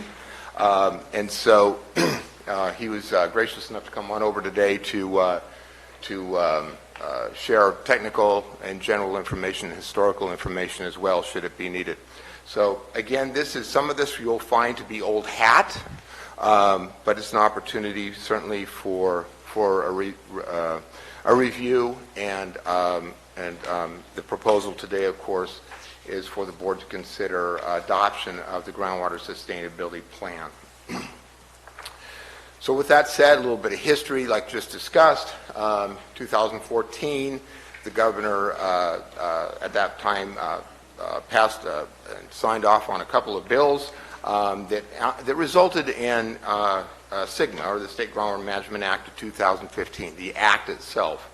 And essentially the act was for the purpose of providing local groundwater sustainability agencies with technical financial assistance for sustainably manage groundwater. You'll recall that we were just coming off a drought. This became a critical issue. Water purveyors as part of the Central Valley Project that are served by everything from Lake Orville, Shasta, and New Maloney's were turning to groundwater to meet their the water demands. What that did is that spotlighted once again our ever retreating groundwater basins. So SIGMA requires and did require and does require groundwater sustainability plans, and those groundwater sustainability plans are to be submitted to the Department of Water Resources. This can be done by one GSA, Groundwater Sustainability Agency, and or it could be a combination of coordinated plans within inside of a basin or a sub-basin. And that's what we're going to be talking about today. We're going to be talking about the Eastern San Joaquin groundwater basin, and we're going to be talking about the fact that we're the east side GSA. So again, SIGMA is requiring the overall management of basins, most specifically in high priority as medium or high priority basins. This board is probably well aware that the Eastern San Joaquin County subbasin has been a state of overdraft for many years pursuant to Department of Water Resources Bulletin 118. Specifically, the subbasin in Calaveras County covers approximately 70 square miles of the county in the northwestern area of the county, and it is designated as a high priority basin. Why is that important? That's important because we need to get our plan into the Department of Water Resources sooner than the medium and or low priority basins have to. So that date we'll talk about here in a few minutes, but it is January 31st of 2020. So in keeping with the direction provided by SIGMA, the East Side San Joaquin GSA was formed on April 17, 2017. This was the county of Stanislaus. This is the Rock Creek Water District, and this was CCWD. The county later, at a later date, actually opted into it and into the Eastside GSA through an amended and restated MOU that is in your packet, and that was action taken by the Board of Supervisors. A little review, again, the basin, as you can see here, this is the entire basin. This is the area, and we'll look at this closer, this is the area of the county that we're concerned about with the East Side GSA, and it also goes into Stanislaus County. Again, state of overdraft. This is a slide from the past that some of you will be aware of. This is actually the old basin identified through the Department of Water Resources as it goes up into Calaveras County. It is actually the sub-basin itself, and that is the 70 square miles that we had just spoke about. So the formation of the East Side GSA certainly allowed for the adoption and drafting of the GSP, which is the plan itself, the Groundwater Sustainability Plan that we're talking about today for adoption. And it's coordinated with the Eastern San Joaquin Groundwater Authority. And again, if you look at your spreadsheet or your diagram that I provided in your packet, it breaks down how the GSAs to the GSPs and to the Groundwater Authority and how that actually breaks down and how that works, because it can be a little bit confusing when you start throwing these acronyms around. I think it's important to note, and as stated before, this is a joint effort of multiple GSAs, specifically 16. So we are actually, as the East Side GSA, which again is Rock Creek, Stanislaus County, CCWD, and Calaveras County, we are one of 16 GSAs within inside of the entire basin itself. A little bit of background for what the authority has done. They've done the notifications pursuant to Department of Water Resources requirements to develop a GSP, again, Groundwater Sustainability Plan, for the entire basin of which we are a part. If we take a look at the East Side Groundwater Sustainability Agency, or GSA, this is the basin that we're most familiar with. And you'll notice that when this map was put together, this was CCWD only. That would be CCWD in Calaveras County would be the way it'd be identified. And you see, of course, the area in Stanislaus County. This little area here is the Rock Creek Water District. Rock Creek Water District. And actually, they pull their water out of, I want to say, Salt Springs Reservoir, which is a surface water source in Calaveras County, of all things. Are they pulling groundwater currently? No. But they do need to be part of this just simply because of where they're located on the map. And it's a very responsible thing to do on their part.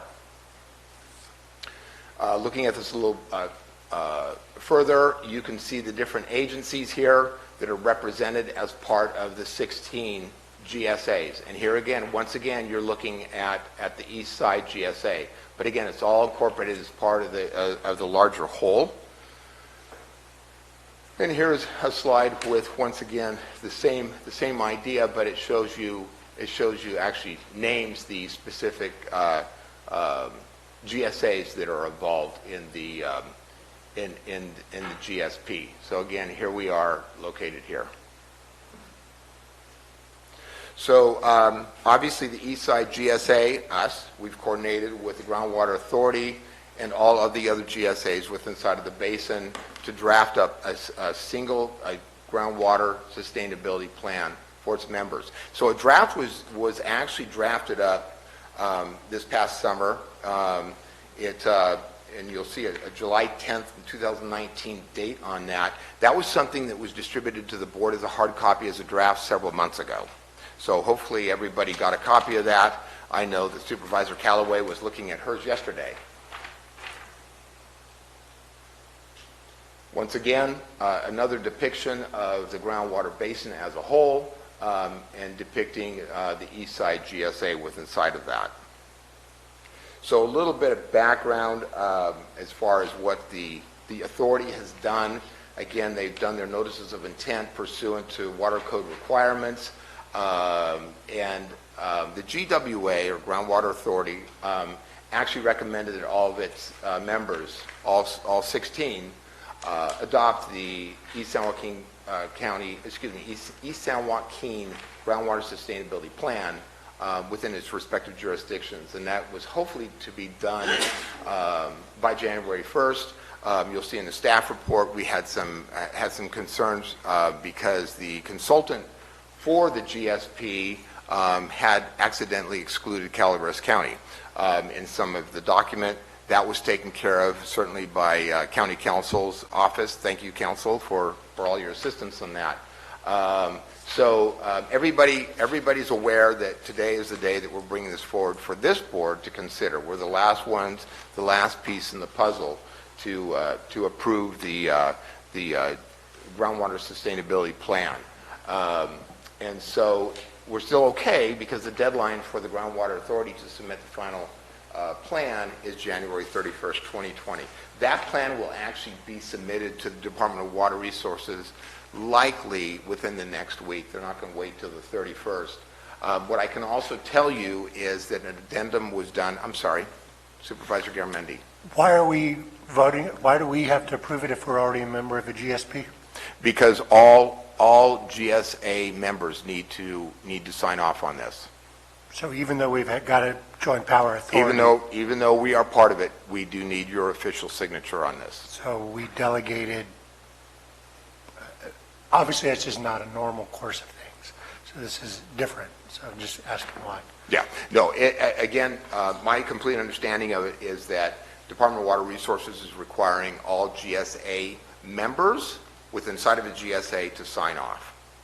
And since we are one of 4 within inside of the East Side GSA, we're being asked to provide a resolution saying that our board is in agreement with signing off as part of the overall plan.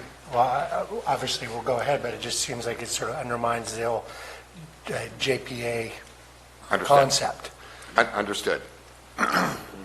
To follow up on that, if we don't approve this, the state's already mandated that they will assert their authority in their own fashion. They will, and we're going to discuss that here in a few minutes. Thank you, Supervisor Stopper. Absolutely, and that's really critical, by the way. That's a critical point. What I can tell you is that amendment that was put in as part of the application was approved by the Groundwater Sustainability Authority, or by the authority during their January 8th meeting. So a little bit of a background here. I'm not going to go through these certainly.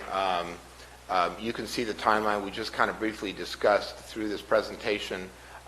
This is where we're at today, okay?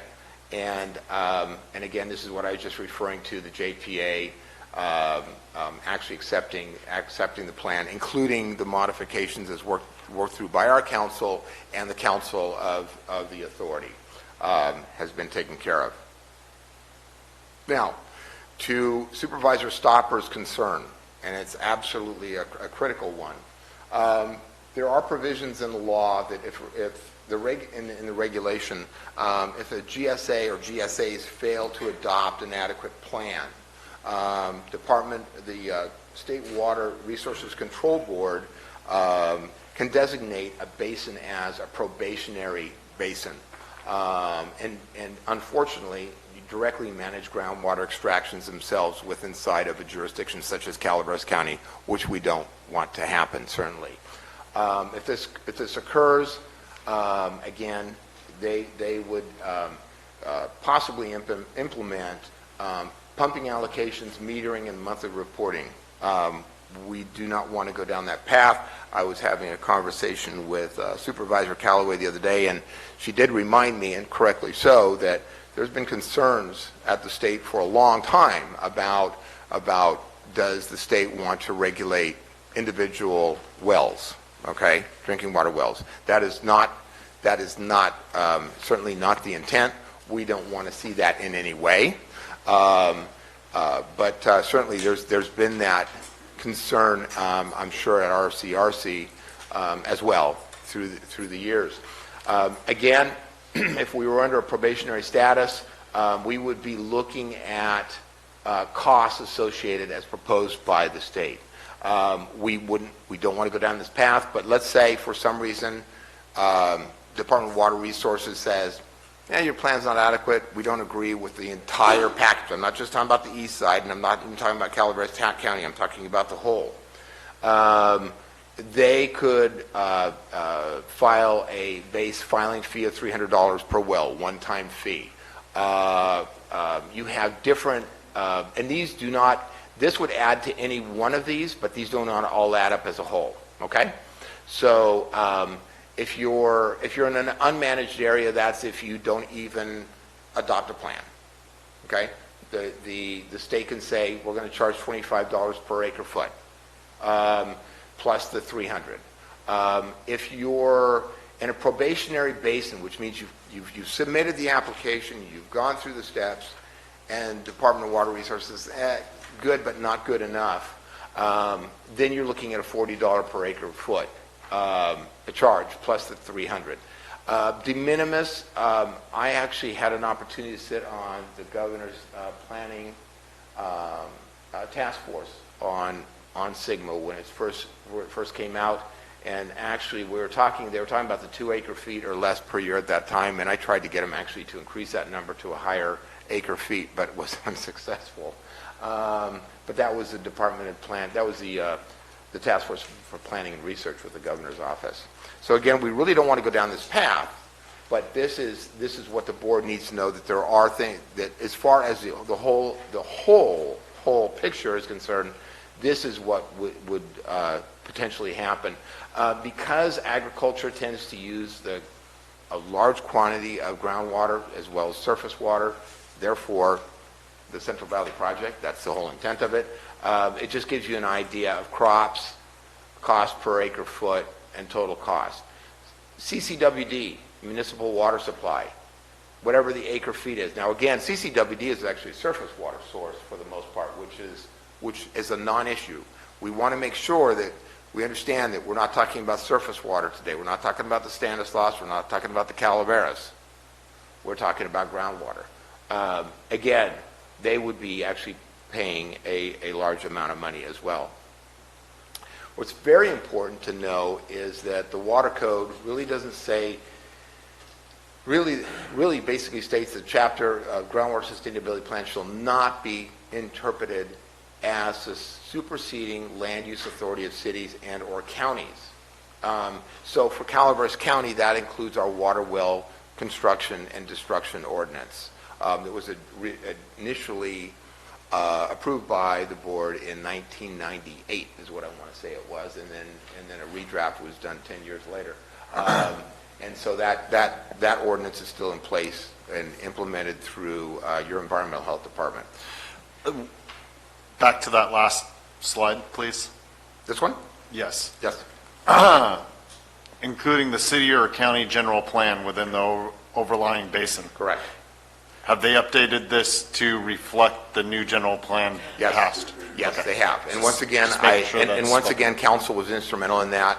I will be honest, I did stay in touch with Peter Maurer through the process, but there were so many moving parts that he was aware of it, I was aware of it, but certainly council made sure that the authority was aware of it as well.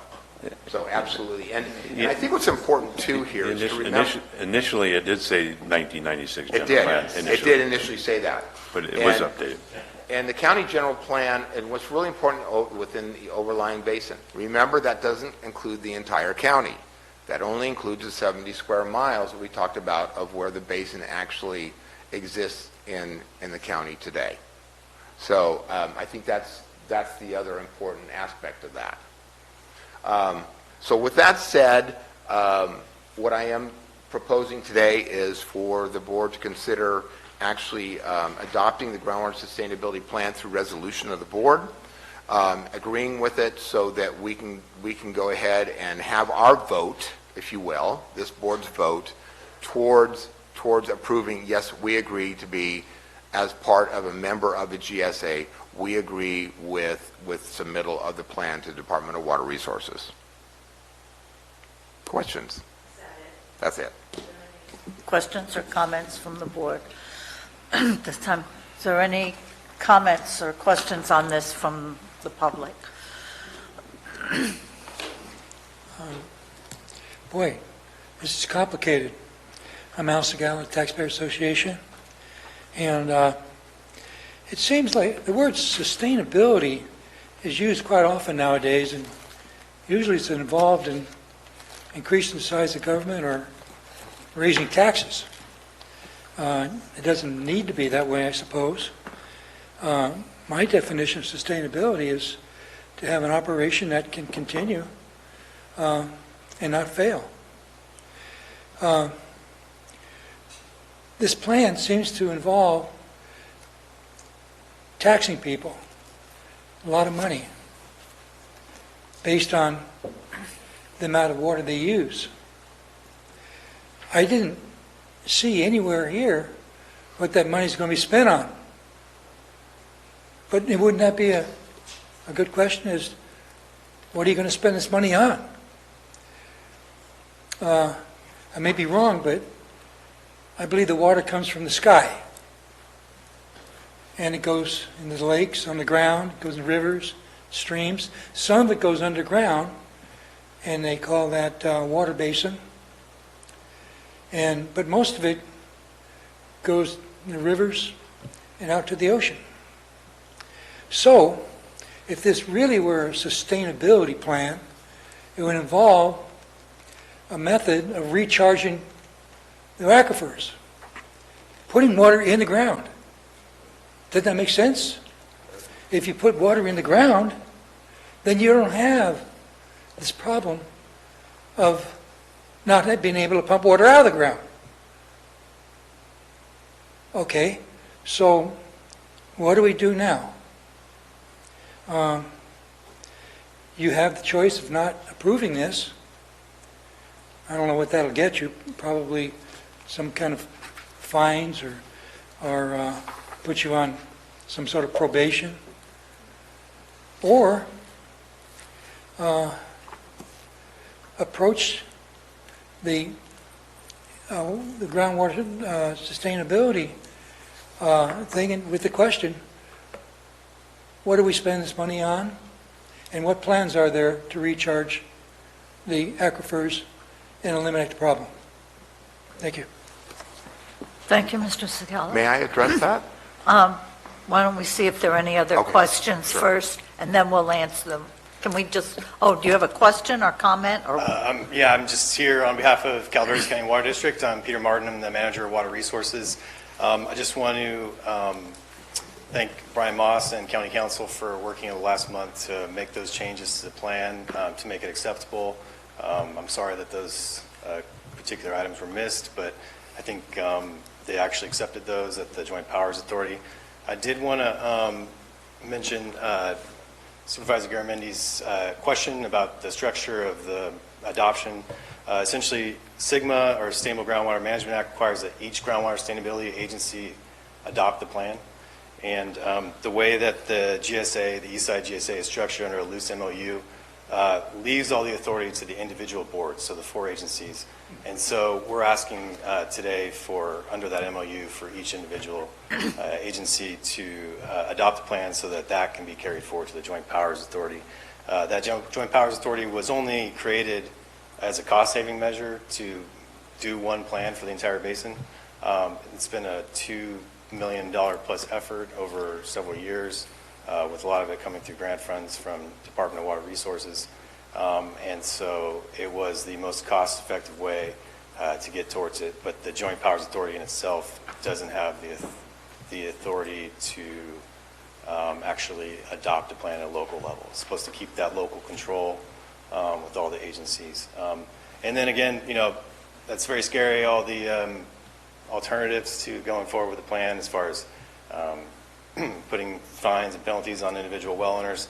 The goal has always been not to have state intervention. I don't think the state wants to intervene on local control of groundwater resources. That was the intent of the Sustainable Groundwater Management Act. This provides an alternative. And I just want to say that this is just getting us to the starting line. This is a 20-year plan. It's adaptive. There'll be 5-year check-ins. We actually have an annual report due in April, but the Department of Water Resources has 2 years to actually approve the plan. So there's going to be an interim period there where we don't know if the plan's going to get approved. But I encourage the county to stay engaged and involved in this effort as the sole land use authority and the groundwater permitting authority in the county. Whether that be sending folks down to the Joint Powers Authority or the advisory committee there. I've participated for several years on the advisory committee as a staff member. Especially now that I've announced my departure from CCWD at the end of the month, it would be really helpful if the county could spare some either elected official or staff to go start to be involved in that effort long term. It's going to be 20 years, so we're going to be stuck together. So. And you're leaving, and? Yes, I've accepted a position as a deputy director for the city of Santa Rosa, so we're going to be starting to do a recruitment this week, actually, hopefully, if possible. So. Oh, well, congratulations. Santa Rosa has a lot of challenges. That's right. Ahead of it. Thank you, Santa Mr. Rosa's blessed to have you, Peter. Yeah. You're a great asset to CCWD. So, thank you, Supervisor Dodd. Thank you. Mr. Tuffanelli, do you have any questions? Well, in addition to, sorry for a minute, Will, Jack's comments on this item. This JPA we paid to be a part of. We paid money into it. It's my understanding, though, I'm glad to see this here, but it's my understanding we don't have a seat at the table. We don't have a vote at the table. We're outside of that board, governing board. So them accepting it and not bringing it to us for our acceptance, somebody else is doing our business for us without us not having a seat at the table. But there are other JPAs that do this. If you look at Mountain Valley EMS, that's a GPA. But we brought the RFP to us, and that contract will be coming for our approval too. So it's not outside of it. It's just that all of the other JPAs that we're involved in, we have a seat at the table. We have a member there and have a voting preference in it. So. And may I jump in real quick? That is going to be something we will come back to the board at a later date, and we've discussed in the past that I certainly would encourage for this board to have a seat at the table. Okay. And I know Supervisor Mills is very involved in this. I wish he was here for this. But I'd like to get back to any public comments on this item.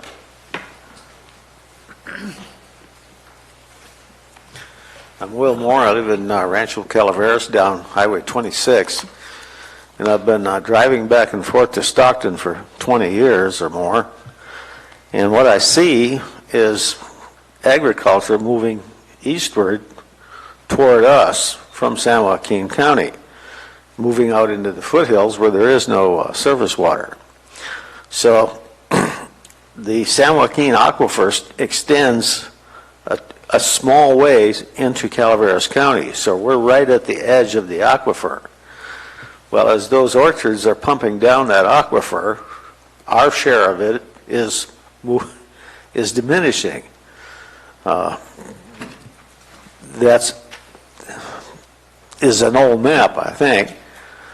But the thing is, if there's no broader management of this resource, then Calaveras County can't do anything about those orchards pumping down our water supply.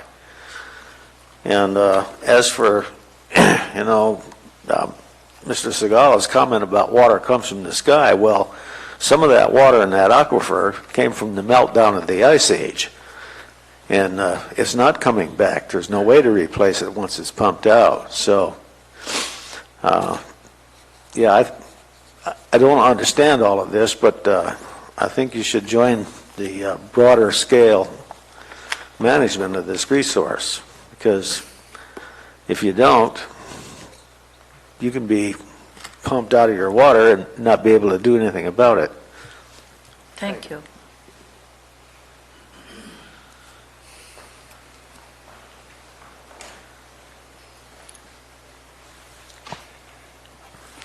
It looks like the state has you. It's too bad.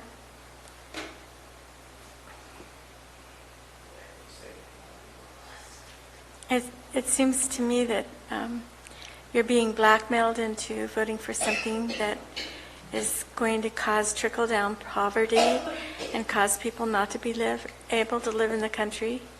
And of course, that's the agenda of the progressives. And, you know, it's a reality, but I don't agree with it. I will fight it. Are there any other questions or comments from my colleagues? Are you going to push the button or not? I'm going to push the Okay. button, but I would like to give Perhaps- Mr. Moss the opportunity to answer anything he feels needs to be addressed. And I have some questions, too. Thank you. Just real quickly to address Mr. Segala's concern, he brought up the term sustainability, and that's exactly what this is about. The idea is to actually get to a point where water in equals water out. That's the idea of sustainability, so that we're no longer in a state of overdraft. Again, that's why Department of Water Resources stated very clearly that this was a high priority basin, meaning that more water's been drafted out of it for the last many years than what's actually going into it. So that is the idea about the sustainability. So you actually really were on target about sustainability, but it's for water in equals water out. And then as far as taxing, I'm not sure where that's really coming in. That would only be in the case of fees associated with wells associated with a probationary status, which is what we're trying to stay out of altogether. And I think that addresses it. Go ahead. Sure. I'm last. Mr. Toffenelli brought up a very good point. We don't have a seat at this table. We, along with Stanislaus and other areas, are uphill. So when it comes to what our wells are doing within our county and what Stanislaus County is doing, we're actually a contributing factor to this groundwater basin.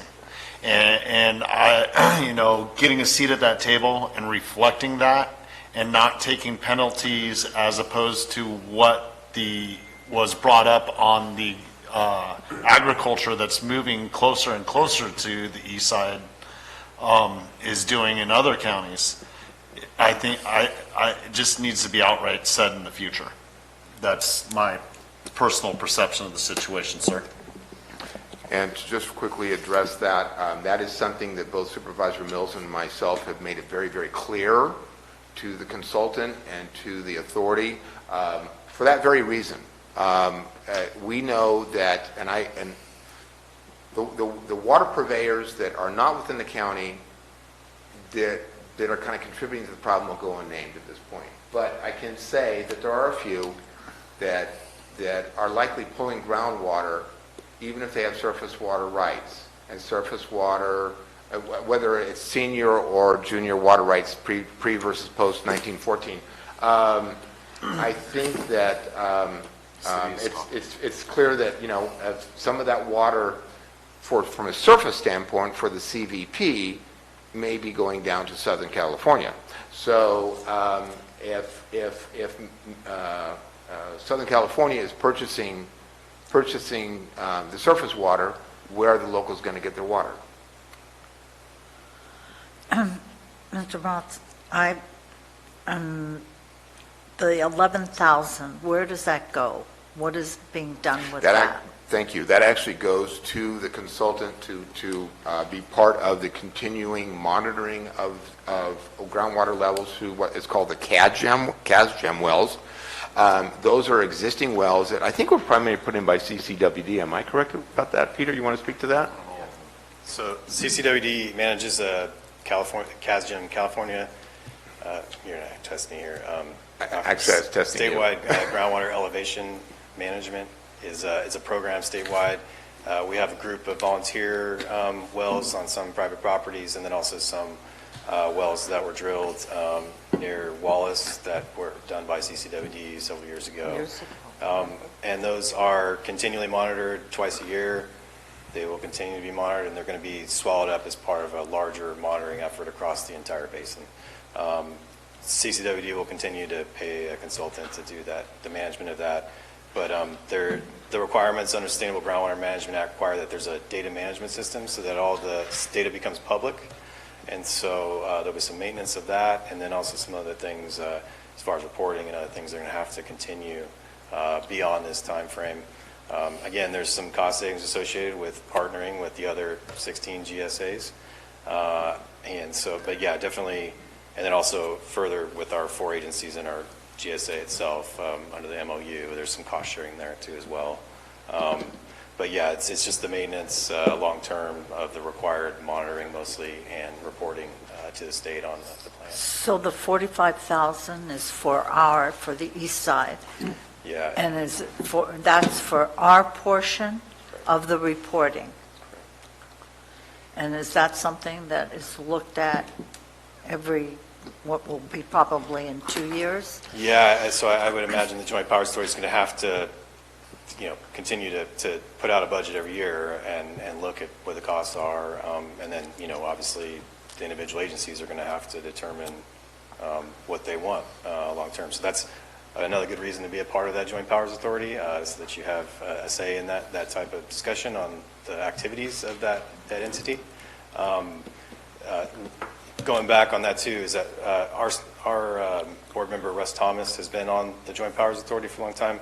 Unfortunately, there's a conflict between the meetings and our meetings, so we haven't been attending. And in the meantime, we've had somebody from Stanislaus County, a staff member, attending on our behalf at that Joint Powers Authority. But they do have a strong preference for electeds as part of that Joint Powers Authority, much like most Joint Powers Authorities. So we would definitely welcome if there's an opportunity to have an elected from Calaveras County be a part of that too. I know that you're going through the motions on, appointing people to those kinds of things, but that would be worthwhile to have somebody from Calaveras County. Okay, thank you. Can you stay up there, Peter? Yeah. When we have projects, be they agricultural or commercial or residential, within that area, then those 70 square miles, how does this impact those projects? My understanding is it may not necessarily impact those projects, but I do know that Peter's office will be always notifying the authority when those kind of projects go through, so that it's part of the database. So would it limit the wells or limit the depth of wells? It should not. It should not do that. I mean, the idea is not to take the authority, our authority, this board's authority for Calaveras County away. The idea is to just keep it monitoring. I asked the consultant an interesting question yesterday too, just kind of on the same realm of this whole idea of the de minimis, which was in one of those charts. If you're over 2 acre-feet a year on an existing well, let's say, for agricultural purposes, I don't care if it's running cattle or if it's you're growing almonds. How does the state even know you're pulling over 2 acre-feet per year? And she actually stated, well, that's a really interesting question. I'm not sure if they know how to do that. So we wouldn't be involved in that kind of thing, but I just kind of brought that up as what happens. But back to that, can you restate that? Well, okay, we have a project, which we okay. had years Right. ago. And wells were an issue. I remember Specifically, a farmer from Linden or somewhere coming in and saying that he draws a lot of the water from that basin. Right. So, I mean, if we have another developer and they want to put in whatever subdivision, however, is there going to be a restriction? I mean, we say that, but not the way I see this going. I have a simple answer for that, Brian, if you will.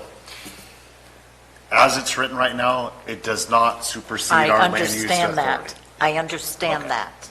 And That's I think, not what I'm and I saying. think, but I think Supervisor Callaway's point is really valid as well in terms of what's going to happen in the future and what's to prevent our residents, whether they be agricultural or just simple domestic use from being quote unquote penalized. And that's again why it's important for this board to have a representative as part of the overall JPA. And so, and I highly recommend that. So, it's not supervisor stop is absolutely correct. There's nothing in the law right now in provision in the water code that says that they're going to penalize or they're going to take any other actions, other than that we need to make sure that our planning department reports these things to the authority. So every time we have a new well, Not a domestic well. This would be more of a large project. Maybe it's a subdivision and they're using groundwater and they're going to use over 2 acre-feet per year. That would probably be a trigger, okay? But an individual domestic well, no. And this board's well aware that really the highest use of water in California is not domestic, it's agricultural. right? There are growth estimates. There are growth estimates incorporated into the plan, so there was some numbers that were discussed as far as additional use going down the 20-year horizon.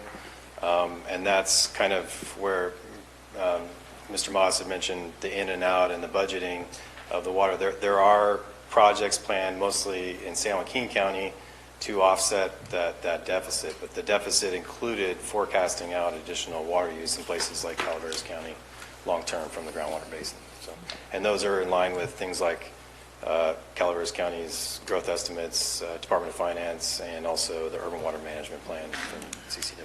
So. Okay, Mr. Stoppage. Oh, Mr. Garamendi. Yes, thank you. I just finished reading Mark Herrick's book, Drip Land, which is about groundwater sustainability over break. And your point about the highest and best use of water is a broad and open debate in the state of California, and it has been for a century, and I'm sure will continue. But my question is, is there anybody exporting groundwater from Calaveras County? Absolutely not that we're aware of. Now, probably 20 years ago, this board directed me to put together the groundwater, I want to say it was a groundwater management ordinance. And in that ordinance, if somebody decides that they want to pump water out of Calaveras County, have a groundwater, and put it in a trough and run it to Stanislaus or run it to San Joaquin or run it anywhere else beyond a geopolitical boundary, they cannot do so without this board's approval. This board actually issues the permit or okays the permit. So that application would go to your planning department. That planning department would bring that here, and it would be this board's decision as to whether or not to even allow that to happen. Because I know that in other counties, they've recently adopted such ordinances, such as Merced County. Mm-hmm. We don't want that happening here. So if you would take it upon yourself to review that, make sure it's current. Any changes, I would like to see it, but if it's solid, it's solid. I just don't want anybody pumping and selling it across the line as surface water. Period. We absolutely agree, and I will pull that ordinance up for you. I drafted it many years ago, and Supervisor Callaway was on the board at the time. I'm going to let Supervisor Tuffanelli go first. Yeah, well, to some of the points that were being made here before my question, I think at some time in the future, once these monitoring wells are monitored and they get some value and what's going on in levels, if there's a future development that's going to use groundwater, probably part of the requirement would be that they have to show they're able to recharge that for whatever use they're saying. What's their reuse having to be recharged in? But my question is, when you talk about 2 acre-feet and what's being said, there's, without going into any names, there are a number of smaller water agencies, one in my district area that has several ground wells that they supply water from. It's all groundwater, and I don't see their name on here. How is this going to affect those agencies, such like this one, that most people in that area rely upon that groundwater, and they're pumping more than 2 acre-feet? Absolutely they are. And, it's interesting because we highly recommend it, and so does CCWD, I want to say, is that water district be part of this. They chose not to be part of this. What that means to them is they don't have a seat at the table. I mean, that's really what it comes down to. They don't have, they really don't have a seat at the table to help direct the policy as to where Sigma is going to go over the next 20 years. Does this GSP cover them? It does. It does cover them? It does. Okay. I wanted to make sure. They've been that we reached did. out to, sir. I know they've been reached out to. I'm well aware of that, but I just wanted to bring up that, and Peter maybe could answer some of it, that it could affect them, and they don't have a seat at the table, and they are pumping well over 2 acre-feet. Yes, absolutely they are. And they're in this basin, they're the outer reaches of this basin. Yeah, this plan provides them with coverage, for that area. We've made some attempts to reach out to them, other than the fact that we'll be reporting on their behalf on probably what they're drawing out of the basin. There's not much different in how they operate their facilities, and they were considered, and their future growth and current use was considered as part of this plan and built into the model that was put into the plan as well. So. And just a comment, just kind of not really on the topic, but there has been a question as to, are they drawing water from the basin, which they are over, or are they actually pulling water from one of the tertiary channels? Because of the amount of water they're pulling, we certainly know that the Toyon water system, and you see that where the old lumber plant or mill was, down at Toyon, is pulling significant water. That's why you see an elevated clear well. Yeah. I think that pumps over 300 gallons a minute, and that's just because that's all the pump's able to pump. Well, there was also a question in CCWD, since they took over Wallace Lake Estates, and that's groundwater. Yeah. That water was actually pulling from the lake. At one time years ago, when we had a development in front of us for their phase 2, East Bay came here and was saying that that's their water they're drawing off of. I don't know if you were around then, but I wasn't, but I'm aware of, that there's quite a bit of subsurface flow below Comanche, but that is part of this basin, so. Yeah. And what's really interesting, this board's well aware of, we have areas down like Campo Seco where we don't have any water at all, even though it sits on the side of Comanche Reservoir. And why is that? Because it's geologically dependent. The water will not move through that greenstone. So just because the water is right next to you doesn't necessarily mean you can get it. We have 1,000-foot dusters down there. In other words, 1,000-foot wells that don't have any water in them.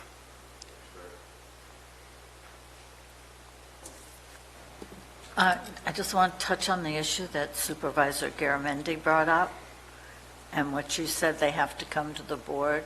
That issue has not been tested because it was a definite difference of opinion between CCWD and Calaveras County. It was. I mean, if I'm remembering Oh, you're correctly. remembering And then correctly, yes. until that happens, and we go to court, it's who owns the water within, the rights of the water within Calaveras County.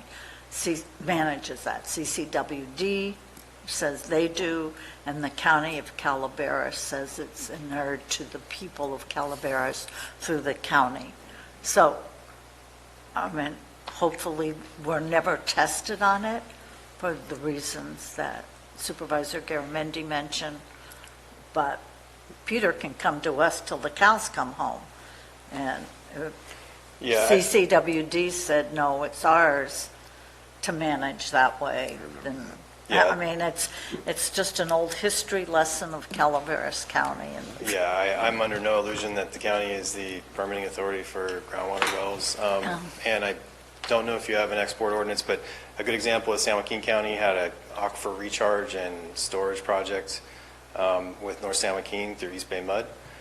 They had to change their ordinances to allow for East Bay Mud to access that water under it's called the DREAM project, and I can't remember the acronym. There's so many acronyms associated with groundwater, apparently. But so the county had to weigh very heavily whether or not they wanted to allow for East Bay Mud to come in and perhaps have a role in the management of that groundwater basin. So, an example would be that San Joaquin County just went through that exercise within the last few years, and they were the authority that determined whether or not water could be exported from the groundwater basin. And also, just touching on Supervisor Callaway's comments, I can't speak for what it is today. I know in the past, water law stated that nobody owned groundwaters of the state, unless you're an adjudicated basin. Okay? So really what that comes down to is most of our wells are hard rock wells.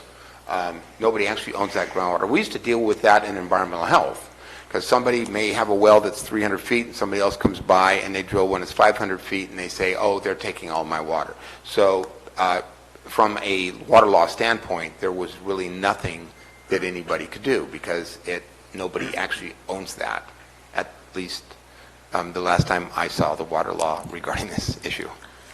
And to wrap this item up, if there are no questions or comments anymore from the board, I would like a motion. I wish Mr. Mills was here. I know he would like the privilege to do that, but adopt the resolution. So moved. Second. Motion by Supervisor Garamendi, second by Supervisor Tuffanelli. All in favor? Aye. Passes on a 401 absent. Thank you. Thank you. Thank you. Okay. Good luck, Peter. Yes, Yeah, Peter, thank you. absolutely. I like the city manager of Santa Rosa. He's pretty impressive.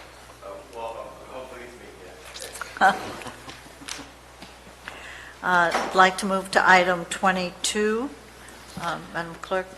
Item 22 is from Human Resources to introduce and, after a waiver of the reading requirements, an ordinance adopting changes consistent with the modified Memorandum of Understanding with Service Employees International Union Local 1021 for certain elected officials and authorize summary publication of the ordinance. Chair, members of the board, Judy Hawkins, Human Resources and Risk Director, and I am bringing before you today the introduction of an ordinance to update the benefits for certain elected officials, bringing them their benefits in line with those that we have already brought forward for other unrepresented groups. And we are updating their health benefits. We are also bringing their base salary up to giving them a 2% COLA, and then also increasing the dollar-for-dollar match for the 457 plan from $25 per month to $50 a month.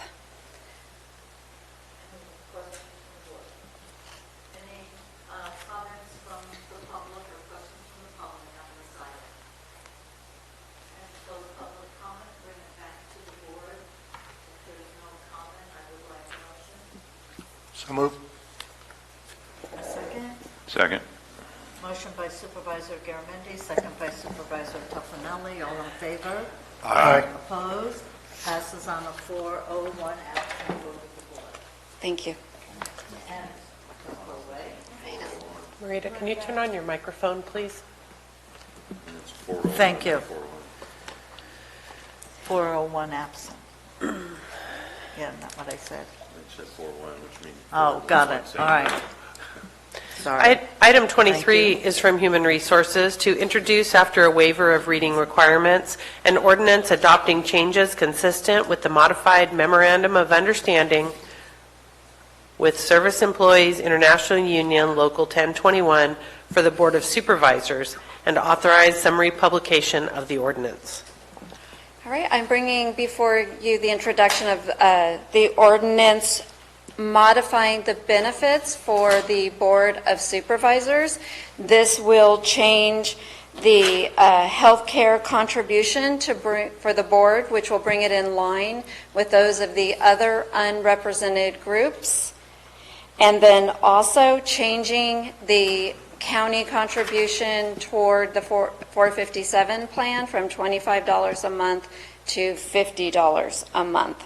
And this ordinance will take effect 30 days after board adoption, which a resolution will be brought back before you. Okay. Any comments from the board? Any comments from the public on this item?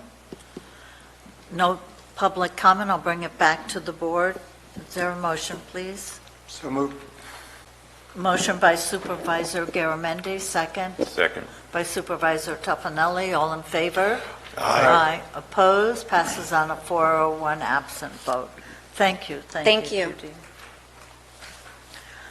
Move to item 24, board assignments. The clerk very kindly showed the ones that we were on last year in 2019. Are there any changes to? Oh, it shows here East Side San Joaquin, GSA. That is on there. Yeah, Dennis was on it. Right, and Ben's the alternate. Okay. Madam Chair, I would like to serve on the Debt Advisory Committee. All right. Who's on there now? Dennis. Debt advisory meets just sporadically Yeah. on an as-needed basis. Mr. Tuffanelli, you had something? Yeah, I feel a little bit uncomfortable with Dennis not being here. It's not his own accord going through and making changes that affect him. Not to say I'm not in agreement with Mr. Garamendi being on there, but him not here to say anything in his defense or what he would like to see, or maybe he would like to be on a different committee. Perhaps we could postpone this till next week. We could. Fine. Is there could do that. any? The appointments overall? Yeah, all the Yeah, important. just the whole thing. Just so he has input Has in it. input. He may want to sit on something else, he may be one off of something else, and we have to decide who's going to sit on it and what have you. Okay. There's no problem. Can we? Like a motion. Okay. May I have a motion, please? I would move that we postpone this for a week. Okay, go ahead. Did you want to second that? I would like to give an opportunity for I public will. comment. I'll do that. Thank you. Okay, I have a motion. I don't have a second. Is there any public comment on this? I can still take a motion in a second and then comment. Yes. Choosing the committees that the supervisors are going to be on with one absent member of the Board of Supervisors is wrong. And particularly because legally he had to be someplace else. It wasn't like he went to a party or something like that. And you guys are taking advantage of that. And I think all of these committees should be done with all 5 supervisors present. That's what we're doing. I have a motion from Supervisor Tuffanelli. Do I have a second?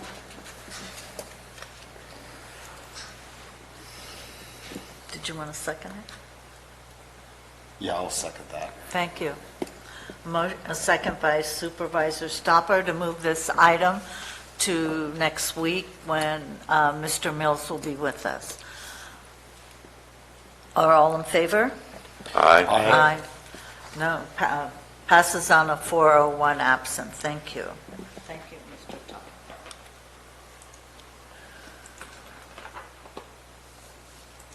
Looks like too many meetings to me. Go ahead. Item 25. Item 25 is from the Clerk of the Board of Supervisors to adopt the 2020 Board of Supervisors meeting calendar. The calendar that's in your packet includes the second and fourth Tuesdays of each month, including the third Tuesday, as we did the last year, which would be regular business, but also reserved for items that would be lengthy or that we think would need some more discussion. Go ahead. No. Oh, the differences would be that in the month of November and December, the meetings would be on the first, second, and third Tuesdays in November, and in December on the second and third Tuesdays. Is the meetings in June, is that for budget? Yes, it is. And are we going to have another one in September? My understanding is that is anticipated to only be one day on a regular basis. Okay, thank you, Mr. Alt. Any questions on the agenda? Okay, any comments from the public on our calendar for 2020? Okay, may I have a motion? So moved. Motion by Supervisor Stopper, Second. second by Supervisor Toffenelli. All in favor? Aye. Passes on a 401 vote. Item 26. Item 26 is from the Clerk of the Board of Supervisors to adopt a resolution rescinding Resolution 09-035 and establishing 1- and 2-year term lengths and create a staggering of term expirations for the Calaveras County Parks and Rec Commission. So currently, the Parks and Rec Commission members all expire every year. And after attending their meeting in November, they expressed the desire to have their meeting, their term length extended to 2 years, and so this also creates a staggering. It facilitates not everybody expiring at once. It facilitates being able to have a meeting first, the first month of the new year. There's several benefits to it, and they are in concurrence with this recommendation. Any concerns from the board, questions? Any comments from the public on this? I'm going to bring it back to the board. Diane, does this mean that the ones that go to 21 will automatically go to 21? Yes, approving this item will affect the next item and the appointments that are made, and if this is approved, then when I read that into the recommendation, that would be okay. What would be established. There's no questions. I'll have a motion. I'll move this item. Second. Motion by Supervisor Toffenelli, second by Supervisor Stopper. All in favor? Aye. Passes on a 401 absent vote. Thank you. Item 27 is from the Clerk of the Board of Supervisors, the appointment of applicants to serve on various committees, commissions, advisory boards, and county service areas. So this is the first round of appointments for the calendar year. I think the way we normally do it is I'll read into the record the vacancies that we have applications for and who the applications are from. And then if you want to separate any out, we can do that. Or you can act on them all at the same time. I'd like to act on them all at the same time unless there's any concerns. Go ahead. Okay. So the first is for the Ag Advisory Committee. We have one vacancy for a term expiring 12/31/22 for a District 2 rep. We have an application from Doug Josies, who is an incumbent. We have one vacancy for a term expiring 12/31/22 for a District 5 rep. And we have an application from John Roby, who is an incumbent. For the Altaville Cemetery District, we have one vacancy for a term expiring 12/31/23 for Member 2. That application is received from Paula Brolio, who is an incumbent. One vacancy for a term expiring 12/31/23 for the Member 3. We have an application from Rex Whittle, who is the incumbent. And one vacancy for a term expiring 12/31/23 for Member 4, and we have an application from Lorena Darby, who is an incumbent. For the Area 12 Agency on Aging Advisory Council, there's one vacancy for a term expiring 12/31/21 for Member 5, and we have an application from Richard Corvello, and his application is recommended by Area 12 for appointment. Central Sierra Economic Development District, there's one vacancy for a term expiring 12/31/21 for a public member, and we have an application from Kathy Galino. For the Children and Families Commission, first 5, we have a vacancy for a term expiring 12/31/22 for the Health and Human Services Agency Director, and we have an application from Kristen Stranger, who is the incumbent. And one vacancy for a term expiring 12/31/22 for a recipient of project services, and an application is submitted by Crystal Goldberg, who is the incumbent. On the Fish and Game Commission, we have one vacancy for a term expiring 12/31/21 for a District 3 representative, and we have an application from Ron Severud, who is an incumbent, and one vacancy for a term expiring 12/31/21 for District 5, and an application from Louis Olivas, who is an incumbent. The Hardwood Advisory Committee, there's one vacancy for a term expiring 12/31/22 for an Ag Advisory Committee rep, and there is an application from Stuart Mast, who is the incumbent. On the IHSS Advisory Committee, there is one vacancy for a term expiring 12/31/21 for a past or present provider of service. We have an application from Marty Crane, who is an incumbent. The Law Library Board of Trustees, one vacancy for a term expiring 12/31/20 for an attorney or general public member, and we have an application from Michael Hatfield, who is the incumbent. The Mental Health Board makes the following recommendations for vacancies on terms expiring 12/31/22 for general public representatives 1, 2, and 5. Nancy Heitschuh, who is an incumbent, Mark McCorkadale, and Steve Lindsay. The Parks and Rec Commission, based on the previous item, one vacancy for a term expiring 12/31/20 for a District 2 representative, Zerrell McDaniel as an incumbent. One vacancy for a term expiring 12/31/21 for District 3 representative, Mark Hall, who is an incumbent. One vacancy for a term expiring 12/31/20 for a District 4 representative, Donald Kurtz, incumbent.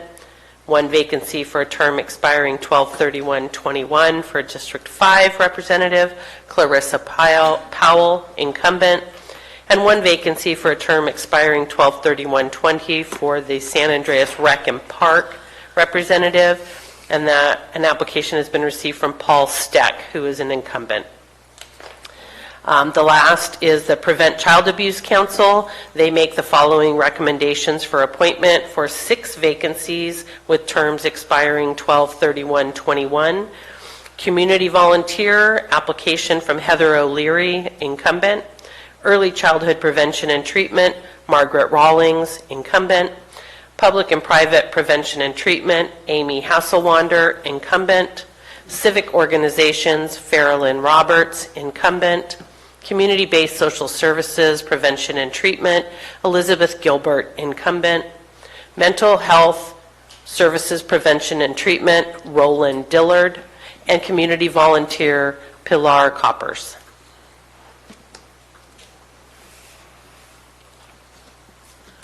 Okay, any comments from the board on any of these?